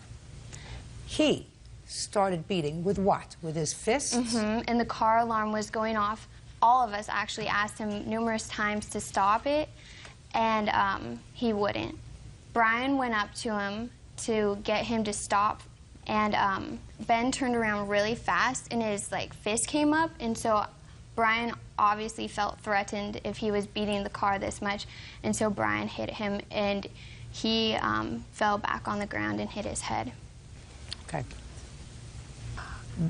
The police were called? Yes. You have the police report? I have the police report. And I'd like if to there's see it, something I please. could say. The police interviewed all the witnesses. I'd like to see both police reports, and Ben, I can read. You don't have to tell me what it says. Can I just point one out thing, though, please? Yes? They interviewed all the witnesses there, and they took down their names. Her name's nowhere in the police report. Well, it may not be in the police report, but Did they take down the names of the 3 girls who were... No, they did not. Well, so? I don't recognize her at all. I'm not sure who she is. They interviewed everyone who was there at the time of the incident. Listen to me. You were so blind drunk, not a question in my mind, that you wouldn't know her if she came up and bit you in the behind. You said there were 3 girls that came out. It's my job to ascertain who tells the truth and who lies. She told a very cogent story. There is no reason to say that she's lying about being one of the 3 girls that came out that night that spoke to you. Why didn't the police interview her then? I have no idea, sir. I have enough trouble figuring out why I'm here. Judge Judy continues in a moment. We were drinking, him included. He started picking a fight. I can quote him on, I can kick 2 of your guys' right now. And, hands off your hips.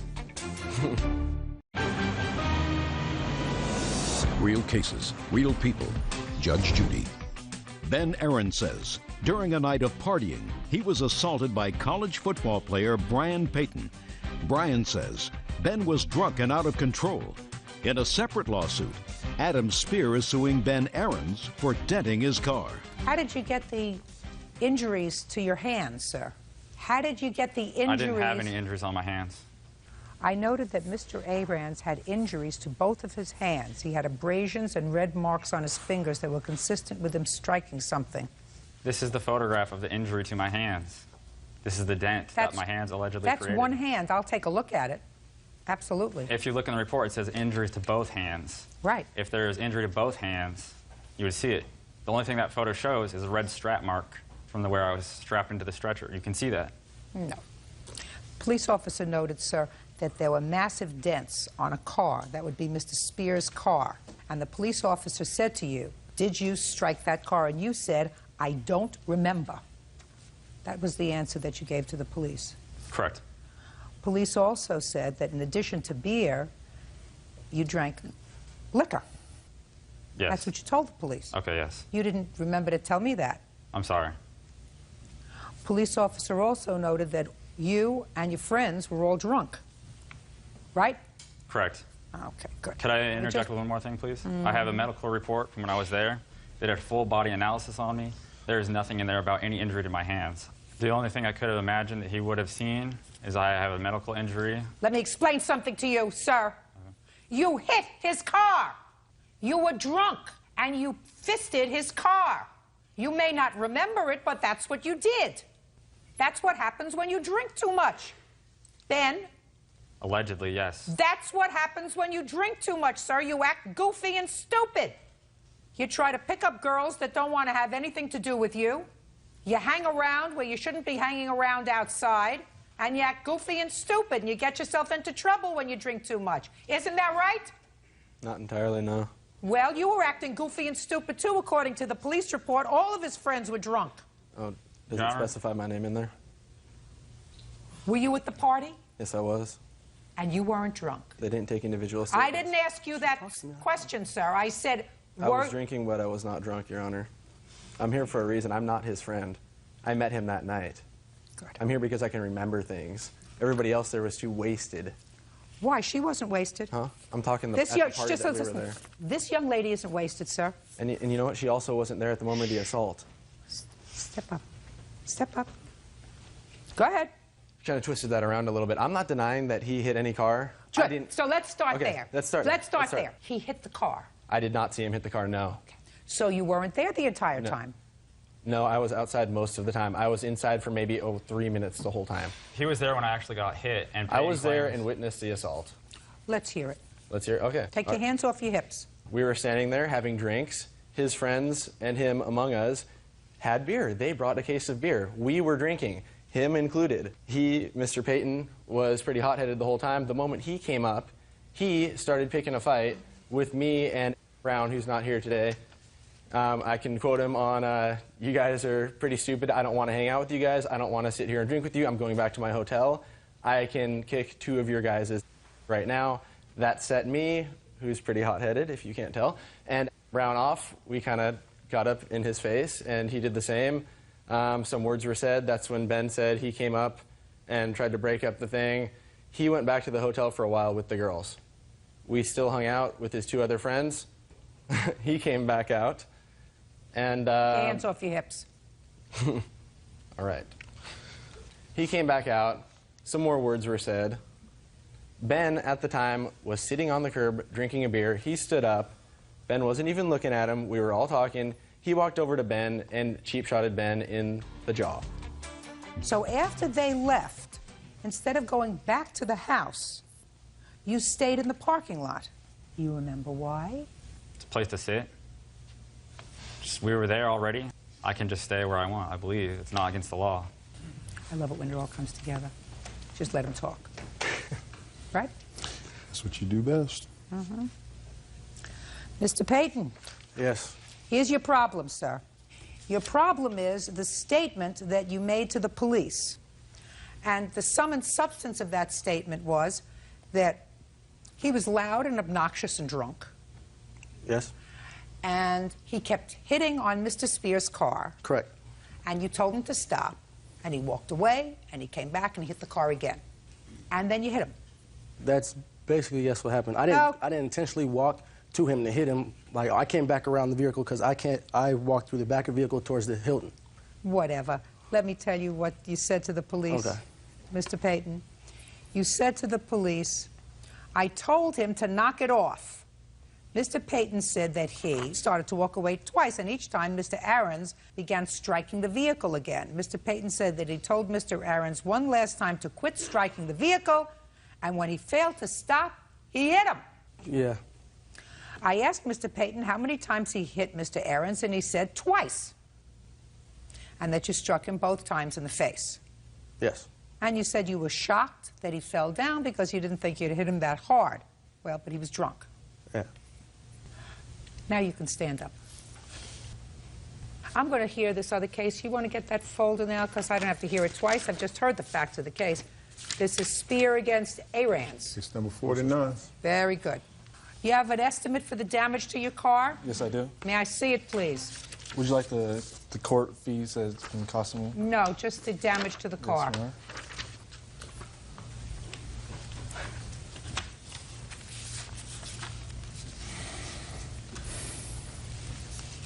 Who's Mr. Norris? Is he a friend of yours? Yes. Okay. Let me tell you what Mr. Norris told the police. It says in the police report, this is the interview. Mr. Norris stated that after Mr. Payton told Mr. Aarons 3 different times to stop hitting the car, he walked up and struck him in the face. Yeah, I'm not denying that I hit him. You can't do that. Brian, you can't do that. Now, do you have any unreimbursed medical bills, sir? Yes, sir. Oh, ma'am. Hand them up.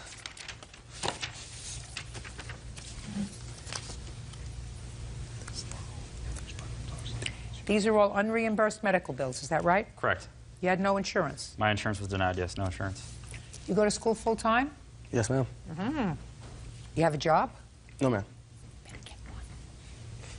You can't hit somebody because they're damaging property. He has over $5,000 in unreimbursed medical bills. You have to take care of that. I say this to you, sir, that I think you behaved badly that night, but for the fact that this young man had no right to hit you, believe me, you would leave here today without a judgment. But the law is clear. You cannot defend somebody else's property with physical violence. So I'm awarding you your judgment of $5,000. You are entitled to that. On your claim, I'm awarding you a judgment against Mr. Aarons for $1,500 so that you can fix your car. Anything you want to say to me? I have right here a list of all the instances where people were hit by OSU football players in the past several months here. And I believe that this shows that there is a lot of animosity from athletes who are out of line and out of control. This happened at 3 a.m. past curfew. Listen to me, sir. I have no particular axe to grind. I don't even like athletes. What I don't like are young people who get so drunk that they can't remember what's happened. According to the police, according to the doctor, you reeked of alcohol, you had no memory of the assault because you were drunk. Because if you had had any kind of negative vibes with them during the course of the evening, and if you were sober, I can't believe you would be stupid enough to sit in the parking lot of the hotel where they were staying, not you. That's what you keep wanting to answer me, sir, And I'm telling you, that's what happens when you're drunk and stupid. Bad things happen. That doesn't mean he had the right to assault you. It just means that your actions, your purposeful actions in consuming too much alcohol was the proximate cause of all of these events that spiraled out of control that night. And if that's the way you can consume your alcohol, I suggest to you that you don't drink anymore. This case is over. Thank you. Parties are excused. You may step out. Donna Hoffman is suing her daughter's boyfriend, 19-year-old warehouse worker Daniel Coons, for damage to her car and for stealing money from 2 bank accounts.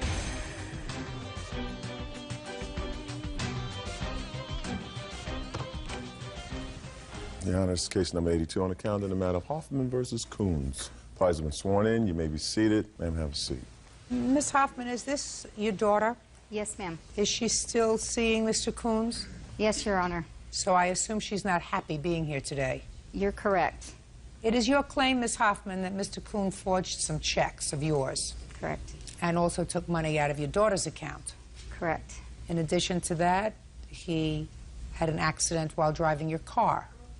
Mr. Coon says, well, he acknowledges that he did forge some checks of yours, but he says that he paid you back that money in restitution by working for you. And he didn't steal as much as you claim he stole, and aside from that, he says your daughter knew all about it. And as far as taking money out of her account, she was aware of that. And as far as the car incident was concerned, your daughter knew he didn't have a valid driver's license. He had a suspended driver's license, so she gave him permission to drive the car, and therefore he's not responsible. Correct? Correct. Tell me about the car incident, sir. I went down to the store. I was driving through the parking lot, and a lady backed out, and she actually bumped into me, and I got out and made sure everything was okay. She said it doesn't look like any damage is done here, and I was all, here's my number. We exchanged numbers, and I said, if there's any further problems, call me. And that was it. Why should she call you if she backed into you?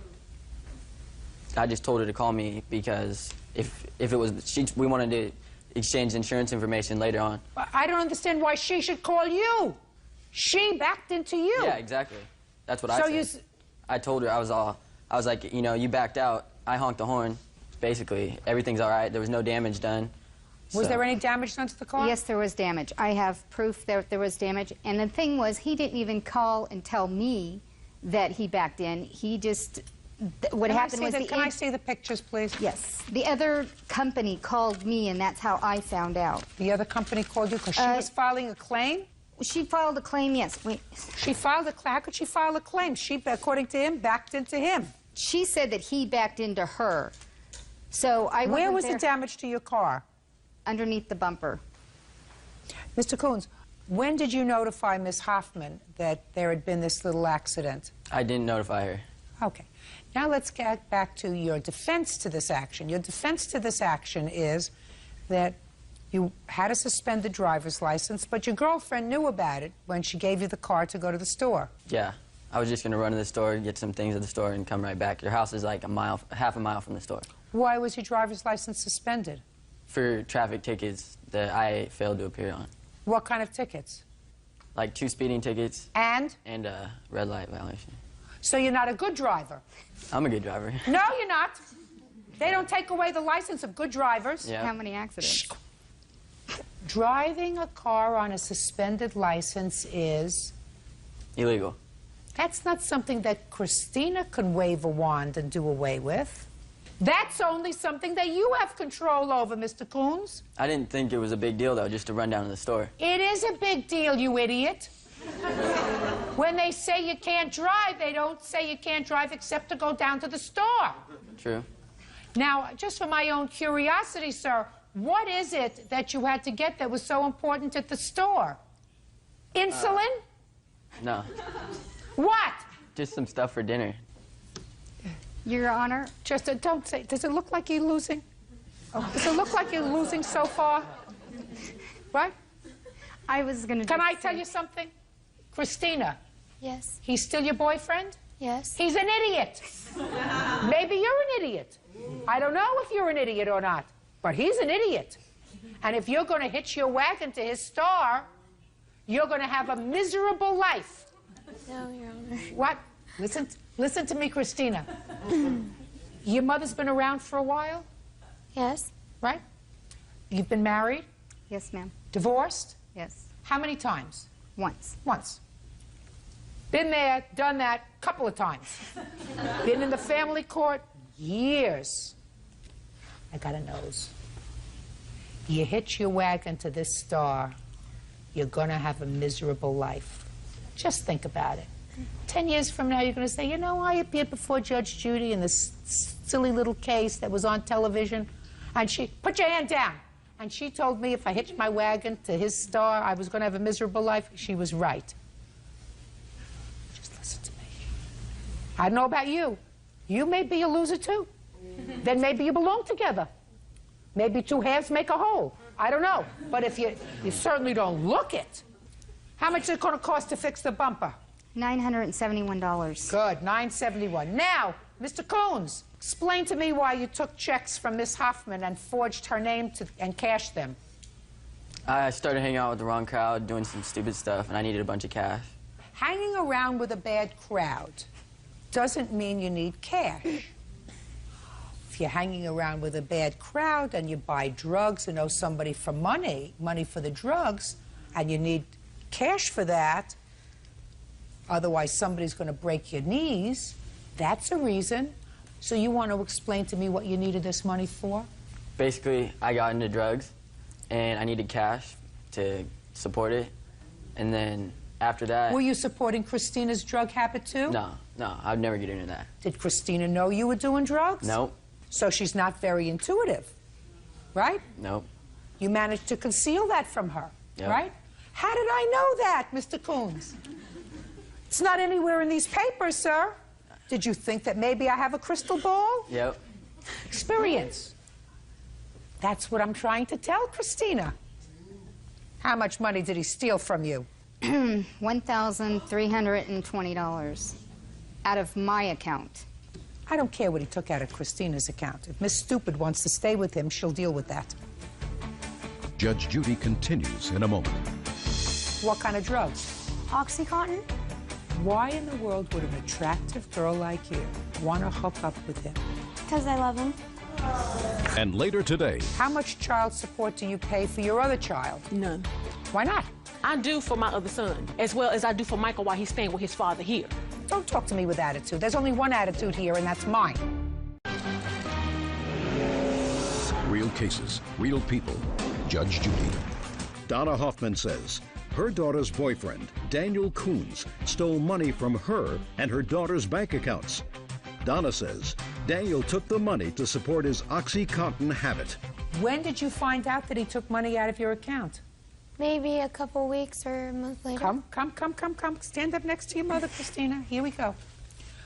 How much did he take out of your account? I think it was $650. And you didn't find out that he took the money out of your account until after he took it out? No, it bounced in my account. So you didn't know he had done it? No. When you confronted him about it, what did he say, Christina? He told me about it. Well, what did he tell you? That he bounced checks in my account. No, what did he tell you? Come on. You just say to him, where'd you get the money from? Where did you get the checks from? What did you use the money for? Those were the intelligent questions, Christina. And what did he tell you? He told me what he used it for and why he needed what? it. Drugs. What kind of drugs? Oxycontin. And after you found out that the checks bounced, did he take any other money out of your account? No, Your Honor. Is that right, sir? Yep. I just changed my mind. Because, Mr. Coons, in your answer you say that Christina here knew all about it, that she was aware of it. She says she wasn't. You know that? She put the checks in her account, so that would... she knew about the checks going in her account, but not them bouncing. Not that there were no funds. Yeah, exactly. But you knew. Yep, I knew. But you didn't tell her. Yep. Well, then you misled me, sir. You misled me in your answer. Your answer suggested that she was a co-conspirator. All right. So let's understand, Christina, who he is. He stole from your mother. Mm-hmm. He stole from you. He's a 19-year-old drug addict. he says you don't use drugs. Is that true? Yes, it is. Why in the world would an attractive girl like you want to hook up with him? Because I love him. The uniform groans out here, Christina. The uniform groans out here, Christina. Your Honor, he's cleaned up also. What are you doing now, Mr. Coons? My uncle owns a trucking company. I'm trying to get my Class A license to drive for him. That doesn't tell me what you're doing now. Moving. He owns a moving company. That doesn't tell me what you're doing now. I'm cleaning my act up. Making money. So you want to be a mover? Yeah, a driver. What are you doing, Christina? I work at Express and I'm a cosmetologist. Is that what you want to do? Hair? Yes, I do. You living home? Yes, I do. Remember to take those pills every morning. Every morning. Maybe you'll wake up in time. Mr. Coons, did you go into a residential drug treatment program? Yep. For how long? 10 days. That's a crash course, sir. That's a crash course. Did the program recommend that you go into residential treatment for a period of 18 months or whatever and stick with it? Yeah, that's what they recommended, but... And you decided that you didn't need that. Is that right? That's right. And you decided that you didn't need that despite the fact that you had stolen from Miss Hoffman, you stole from your girlfriend, you have half a dozen unresolved driving infractions, you had an accident with her car. All of those things don't suggest to you that maybe the professionals that told you a 10-day crash course doesn't make it. When you are so addicted to drugs, maybe instead of fooling around, you should go into a residential drug treatment program. But you knew better than the professionals, is that right? Yeah. Good girl, Christina.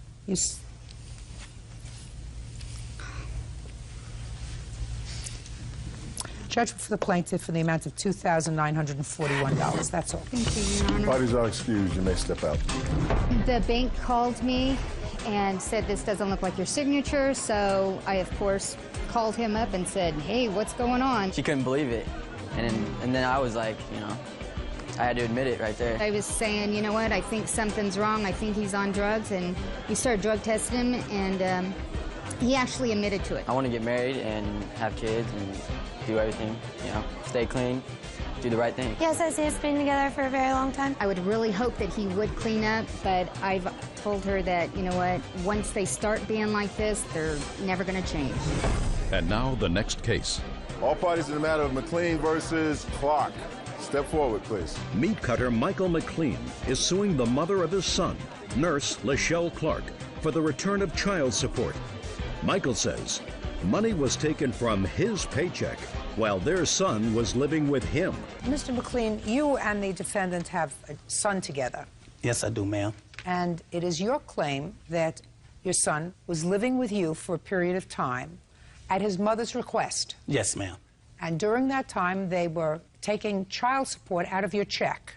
Yes. And Miss Clark knew that the child was living with you, and she was the only one that could stop this child support payment. She did not, and you want her to pay you back the money that you sent, or that was taken out of your check, for your son while he was living with you. Yes, I wanted her to stop it immediately. And Miss Clark says, well, it was only temporary, and she was providing some things for him also. Yes. Right?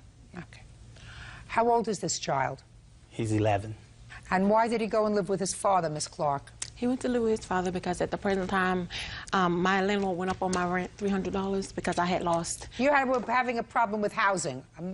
Excuse me? You were having a problem with housing? Yes. All right, that's the bottom line. Michael McLean says the mother of his son, Lachelle Clark, accepted child support payments after their son started living with him. So when did you call Mr. McLean and ask if he could take your son? Around the 1st of January when I first started having my housing problem. And when did he actually go to live with his father? The 28th of January. Is he still there? Yes. And how much is the child support order, Mr. McLean? I want to say $272 a month. What do you do for a living, Mr. McLean? I'm a meat cutter, meat manager. How many children do you have? I got 3. Do any of them live with you? You have to think No. about that? None of them live with you. No. Do you pay child support for any other children? Yes, I do. And what do you do for a living, Miss Clark? I'm a nurse. How many children do you have? 2. Well, I know one is living with Mr. McLean. Where is the other child? The other one is with his father also. How much child support do you pay for your other child? None. Why not? What do you mean? Because me and him have an understanding. This thing right here, I can't have Just listen to me. Listen to me very carefully, Miss Clark. I do for my other son, as well as I do for Michael while he's staying with his father here. Well, listen to me. Don't talk to me with attitude. There's only one attitude here, and that's mine. Oh, well. Listen to me very carefully, madam. There's only one attitude here. And Officer Byrd will tell you that that attitude is mine. So let me give you a primer course in parenting. When 2 people have a child, it is the responsibility of both parents to support them. So that if while your son is living with his father and you buy him things, clothes... And anything else he needs. Just a second. Clothes, doctor's visits, extra school activities, sneakers, right? That's what you're supposed to do. Okay. You're also supposed to be responsible for your child's portion of his rent, gas, electric, food, telephone. That's what his father is taking care of. He's not supposed to be sending you money so that you can spend his money on clothes for your child. That's money that you're supposed to be paying out of the money you make from being a nurse. So when your son went to live with his father, the child support should have terminated. The truth of the matter is, while your son is living with his father, you should be paying his father child support. And if you're not paying child support to the father of your other child, when your other child's living there, you're doing the wrong thing too. So let's figure this out. There are 4.3 weeks in a month times 4.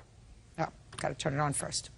4.3 times 4. No, that's wrong. Can I have it? Yeah, you figure His it out. child support was stopped in April. What? His support was stopped in April. We went to court about this matter. It was stopped in April. 8th, 408. April 8th, so we just need 2 months. So it's 272 times 2. $544. That's right. Where do you get $1,136 from? I must have underestimated the cost of it, but I also wanted to where I had to go file for court. I'm sure she had to go. I'm sure she had to go. No, you don't. Don't speak to each other. You want to speak to each other? You do that outside. Here, you only speak to me. Okay. So let's say you had him for an additional 3 weeks. It's approximately $150. That would be $694 that you paid for support while he was living with you. Yes. Is she paying child support now? Did she pay you any child support in April or May? No, she haven't. Got away with murder. What you should have done is when you went in to have the child support stopped, you should have sued her for child support. Put your hand down. As long as the child is living with you, you have the right to sue for child support against the non-custodial parent. Tap your fingers. You may not like the message, but don't kill the messenger. That's the law. Just like when your child is living with you, you sue the non-custodial parent. Just because he's the father doesn't mean you get a free ride. Judgment for the plaintiff in the amount of $694. That's all. You're excused. You may step out. Sales rep Veronica Lopez is suing her former roommate's mother, dispatcher Christy Malden, for stealing her dog and the dog's puppies. Christy says Veronica is a neglectful pet owner. Yes, case number 80 on the calendar in the matter of Lopez versus Malden. Parties have been sworn in. You may be seated. Have a seat. Miss Lopez, it is your claim that the defendant, who is the mother of a former roommate of yours, Yes. stole your dog and her puppies, and you want to be compensated to the tune of $1,900. Yes. The defendant says that you neglected this dog, that she spent over $1,000 in vet bills putting the dog in a reasonable condition, and that she ultimately sold the puppies. We'll find out what you did with the dog. I understand that this was not the first time your dog had puppies, according to your complaint. Is that right? That's correct. What kind of a dog was it? It was a Chipu, half Chihuahua, half Poodle. Where did you get the dog from? It was a Christmas gift to my daughter from her father for Christmas of 2002. How many litters have you had with this dog? This is the second one. Who did you breed her with? It was actually a situation where there was a dog, a poodle, that lived around my area. And I had a doggy door, and the dog was able to squeeze through my gate. And while I was at work, she got pregnant while I was at work. So what you're telling me is you don't know really who the father was? No, I do. I know the dog. I know the dog. So it was an accident? Yes. Why didn't you have the dog spayed? Because I figured that I had it fixed. I had intentions of doing it, but it happened too quickly. Well, that doesn't happen too quickly, madam. You got the dog as a puppy in December of 2002. Well, Within 6 months, you had the dog spayed. And if you didn't have the dog spayed, then you know that you could run the risk of the dog having puppies. Well, I had intentions of maybe breeding her, but I wasn't expecting it to happen the way it did. In August of 2004, she had her first litter? Yes, that's correct. And is that the first time that Miss Malden helped you? Yes, that is correct. And tell me about that. Well, I was at work, and I had another roommate at the time. And when she let me know that our dog, Zoe, was going to have puppies, and that she didn't know what to do, so she contacted Christy to help her out. Well, you told me she called you at work. She called me, right, to tell me, and she called you at work, and what did you do, Miss Lopez? I was going to come home, and she's like, I was going to come home. She said that she knows Heather. Heather's mom is good with dogs, so she's going to call Heather's mother and see if she would help her out. So she... Why didn't you go home? Because I was working, and I couldn't... I was... because I had... My roommate told me that she was able to handle it, so I didn't go home. How many puppies were delivered in August 2004? There were 4. All born alive? Yes, all of them. All of them survive? Yes. Did you sell all 4? I sold 2. What happened to the other 2? The other 2, it was a sad story. Well, let me hear. I'm interested in sad stories. 4 were born alive. You sold 2. What happened to the other 2? Okay, well, my... Let's get the story, please. Are the other 2 alive or dead? No, they died. When did they die? They died about 2 months after they were, or a month and a half after they were born. Were they in your custody when they died? They were. Had they been taken to a vet up until that time? The answer is yes or no. No. Okay. So now you have puppies that are 6 weeks old that you didn't know how to deliver, and 2 of them died after they reached a month and a half old. So that was clearly your fault. No. It wasn't. What did they die from? Well, okay, again, I had to go to work, and it was hot. It was in the summer. So my air conditioner broke, and my dog, it was, how to explain this? Okay. It was really hot. My dog was, okay. I ended up putting, okay, I had a dog house outside on my patio, and I put my dog and the puppies outside at night because my air conditioner broke at night, and it was extremely hot. It was so extremely hot. Well, it was cooler night, so I put them outside, and again, my roommate and I agreed, that I would, that they would go outside. I'd go to work in the morning. She would go and pick, and take them and bring them back in the house. Well, I went to work, and she ended up sleeping in, and I guess two of the puppies crawled out of their doghouse, and they died. So again, it was somebody else's fault? No, it was not somebody else's fault. It was my fault. Good. Okay, now you should have understood, Miss Lopez, that breeding dogs was not for you. I wasn't breeding them. It was an accident. It wasn't something... An accident happens once. Okay. Then you take the dog to have the dog spayed. Right. You did not. No, I did not. So the dog got pregnant again. Do you want to tell me how that happened? It was by the same dog. And it was the same way. Same dog, same way. And you did the same thing. You called the defendant. I called her this time, yes. I said you called the defendant. Yes. I read your complaint, and you called her and said what? And I told her, my roommate trusted that you helped deliver Zoe's first litter, and I was like, I need to go to work again. And I asked her if I could bring Zoe over so that she could assist in making sure that she was okay, because I realized that her water broke, and so she, I asked her and she agreed. So I went over there and I dropped Zoe off, and I told her that I would come back and, check up on the puppies. Well, when did you come back? I went to work, and then I came back the following day. When did she have the puppies? She had them that day. What was the date? It was January. It was about January 30th. Is that the date? Or so. No, It was What's the date? She brought them to my house on the 20th. She delivered the puppies the 21st in the evening. She delivered the puppies on the 21st. Yes, ma'am. When did she come back? Sunday. Which is what date? Well, that would be the 23rd. 3 days after she brought the dog to your house. Yes. Okay. Now, Miss Lopez, between August of 2004, when your dog had the first litter, Right. and January of 2005, how many vet visits did your dog have? She had 2 vet visits. You have the forms? I don't have those. What were the visits for? It was just a checkup. That's it. Getting her shots, and that was it.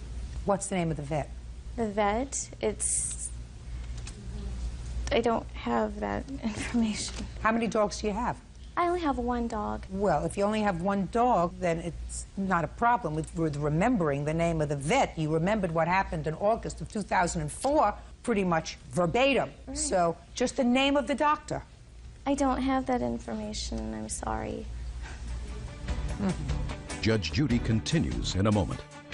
You certainly don't have any room up here to take care of yourself, a 5-year-old, a dog, and 8 puppies, because you couldn't figure out that that doggy door was going to be open and closed and open and closed and open and closed. So you got to think about that. Real cases, real people. Judge Judy. Veronica Lopez says her former roommate's mother, Christy Malden, stole her dog Zoe and Zoe's litter of puppies. Christy says Veronica has no right to be a pet owner. Okay, Ms. Malden, the plaintiff brought the dog to your house on the 20th of January. You delivered how many puppies? 4.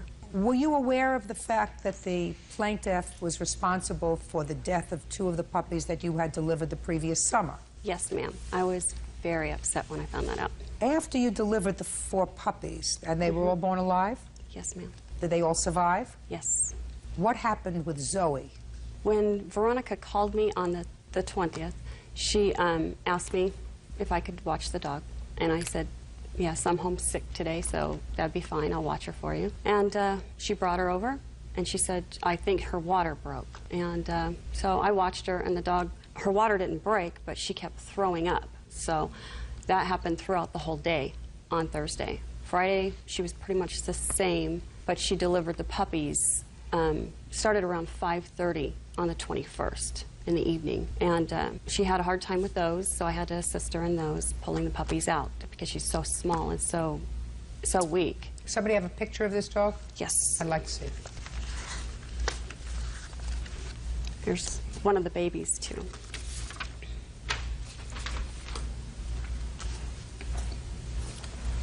That was when the puppies were 3 weeks old. Okay. When did Zoe have to go to the vet? Well, Sunday, Zoe started having diarrhea in the evening.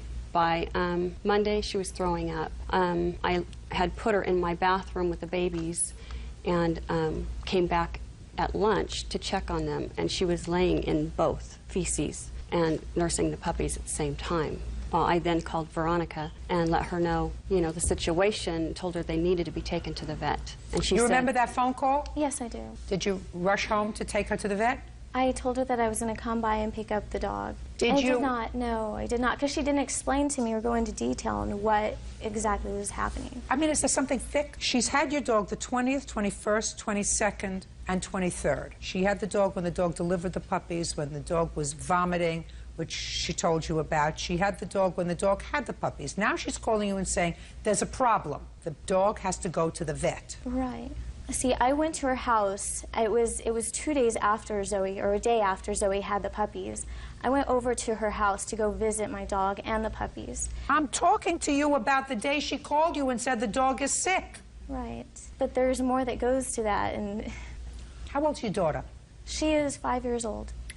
Have you ever gotten a call from school and what's your daughter's name? Alexis. Alexis. Alexis is sick. You have to come and get her. Yes. And do you go after work? And yes, I do. You go after work. You say, you just hold her there. I'll be there when I can get there. Yes, I do. I get off. No, I apologize. No, I don't tell her to hold on there. I get out of work and I go get my daughter. I apologize. I was missing. Well, that's what I'm asking you. Yes. That's what this lady said. She said this dog is very ill and has to go to the vet. I understand that. What do you understand, Miss Lopez? What you have to understand at your age is you got enough on your plate without a dog. Yeah. You got enough on your plate taking care of yourself. Now you got enough on your plate taking care of yourself and a 5-year-old. You certainly don't have any room up here to take care of yourself, a 5-year-old, a dog, and 8 puppies, because you had 4, 2 you lost, and 2 more you had, because you couldn't figure out that that doggy door was going to be open and closed and open and closed and open and closed. So you got to think about that. You didn't use your brains to think about spaying the dog when you were supposed to. The dog got pregnant, had puppies. Because of your neglect, 2 died. So it would seem to me somebody in their right mind would say, listen, I'd better have this dog spayed now or move to a house that didn't have a doggy door. Not you. You kept the dog. You kept the doggy door, and what do you know? Neighbor's dog comes in again, and once again your dog is pregnant. And you are running to work. So you call somebody else to clean up after you. Well, I was working, and she called me, and she told me she had already taken her to the vet. No. This is after the conversation. No. You said, I'll be there. Right. Did you leave work? No, I did not leave work. What time do you get off from work? Sometime in the afternoon, late afternoon. Your Honor. So you had no intention of going over there? No, I did. Did you go and say, I have to leave work? Veronica Lopez claims her former roommate's mother, Christy Malden, stole her dog Zoe and gave away Zoe's litter of puppies. What was the vet bill for Zoe? It was $1,900. Can I see what they had to do with the dog, $1,009.88.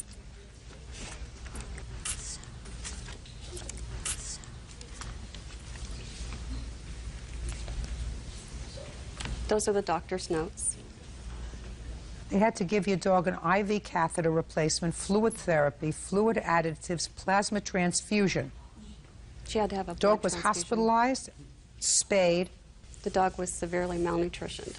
A dog that is malnutritioned doesn't have 4 healthy puppies. My dog was well loved. Two men may concern. Zoe is a 2-year-old female terrier. She had given birth 2 days prior. She had been vomiting throughout the day and was in a moribund state. She had a fever, a life-threatening low blood calcium, and had lost 1/2 of her red blood cells. Saving her life required 4 days of hospitalization, a blood transfusion, a plasma transfusion, and abdominal surgery to remove her uterus that was continuing to bleed postpartum. And I'm not denying any of that information. I know that my dog needed help. But the thing is, okay, the first day I went to Miss Malden's house to go look at my dog and the puppies, I saw that they were in good care. I did. I saw that they were in great care. And I mentioned to Heather, you know, for your mom doing, you know, this good deed and whatever, I want to offer her one of the puppies. The first thing that she mentioned was that my mom doesn't want one of the puppies, she wants Zoe. Well, because Zoe was the neglected one. Miss Lopez, listen to me very carefully, madam. Yes. Did you pay her the $1,000 that you spent at the vet? No, because I didn't have $1,000, and that was... Well, you didn't have $1,000. Where did she get $1,000 from? She didn't, and that's not... I told her, like, okay, after she mentioned that, the next day, the following day, after I had the conversation with Miss Malden at work, she told me she was going to take her to the vet, and I told her that I was going to go ahead and take care of it. I was going to take Zoe to the vet myself. A vet whose name you can't remember. Did you give her back the $1,000? She paid the bill. The answer is no. No. Good. Where are the puppies? I sold them after they turned 6 weeks old. Okay. How much did you get for the puppies? I got $300 for 2 of them, $200 for 2 of them, and then I sold Zoe for $300. Who did you sell Zoe to? I don't know who they were. I did screen the homes, though. I don't know if I believe that, Miss Malden. I don't, really. I don't. I read the complaint. I read your answer. Mm-hmm. And I am, quite frankly, sympathetic with your position. Mm-hmm. But legally, you had no right to sell her dog. You understand that? Yes. She has no right to have a dog. This is correct. She doesn't know how to take care of them. Right. She's neglectful. She has a very full plate. And she has no right to act irresponsibly. Right. She caused the death of 2 puppies. She almost caused the death of Zoe because of her neglect, and she was perfectly happy to have somebody else pick up the slack for her. She is not a person who is responsible enough to have a pet. Right. But that doesn't give you the legal right to dispose of her dog. So the only thing that I have to come up with is, what are Miss Lopez's damages? Because for every lawsuit, there has to be damage. Yes, ma'am. I've already decided that legally you had absolutely no right to dispose of her dog. Well, Your Honor. Don't say anything to me. Can I just... Miss Lopez, listen to me very carefully. I've just told you that the defendant had absolutely no right to legally But to she was sell already your dog. trying to convince me to give up my dog. Absolutely. Because you have no right to have a dog. No. Listen, I just told you, there isn't enough up here to take care of yourself. You have yourself and you have a 5-year-old daughter.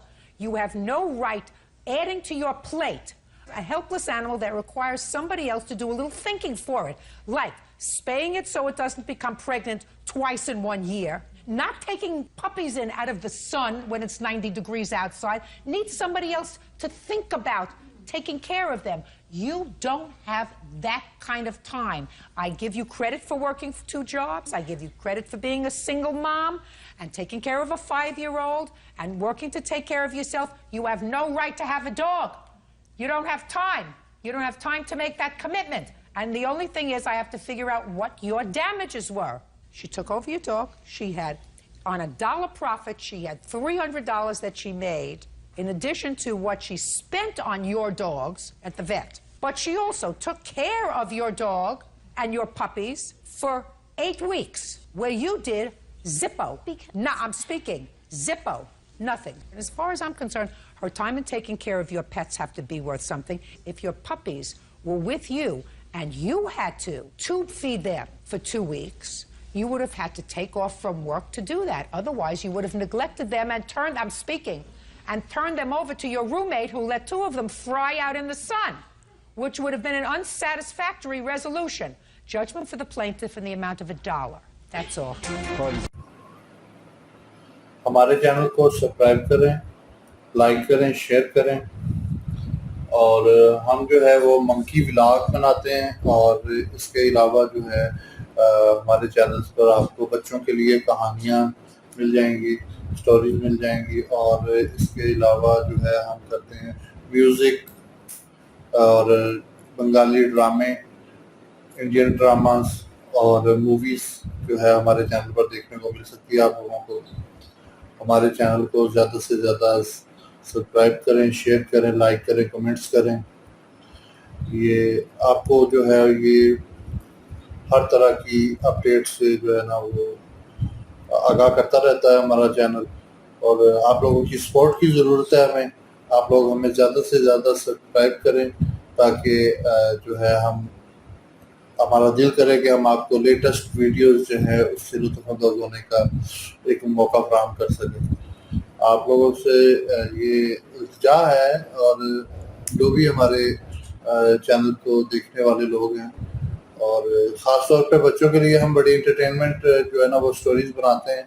हमारा content है तो वो भी आप पसंद करें। हमारा mix channel है, हम एक चीज़ पे काम नहीं करते। आजकल मंकी व्लॉग जैसे चल रहा है, आजकल हम मंकी व्लॉग पे काम कर रहे हैं।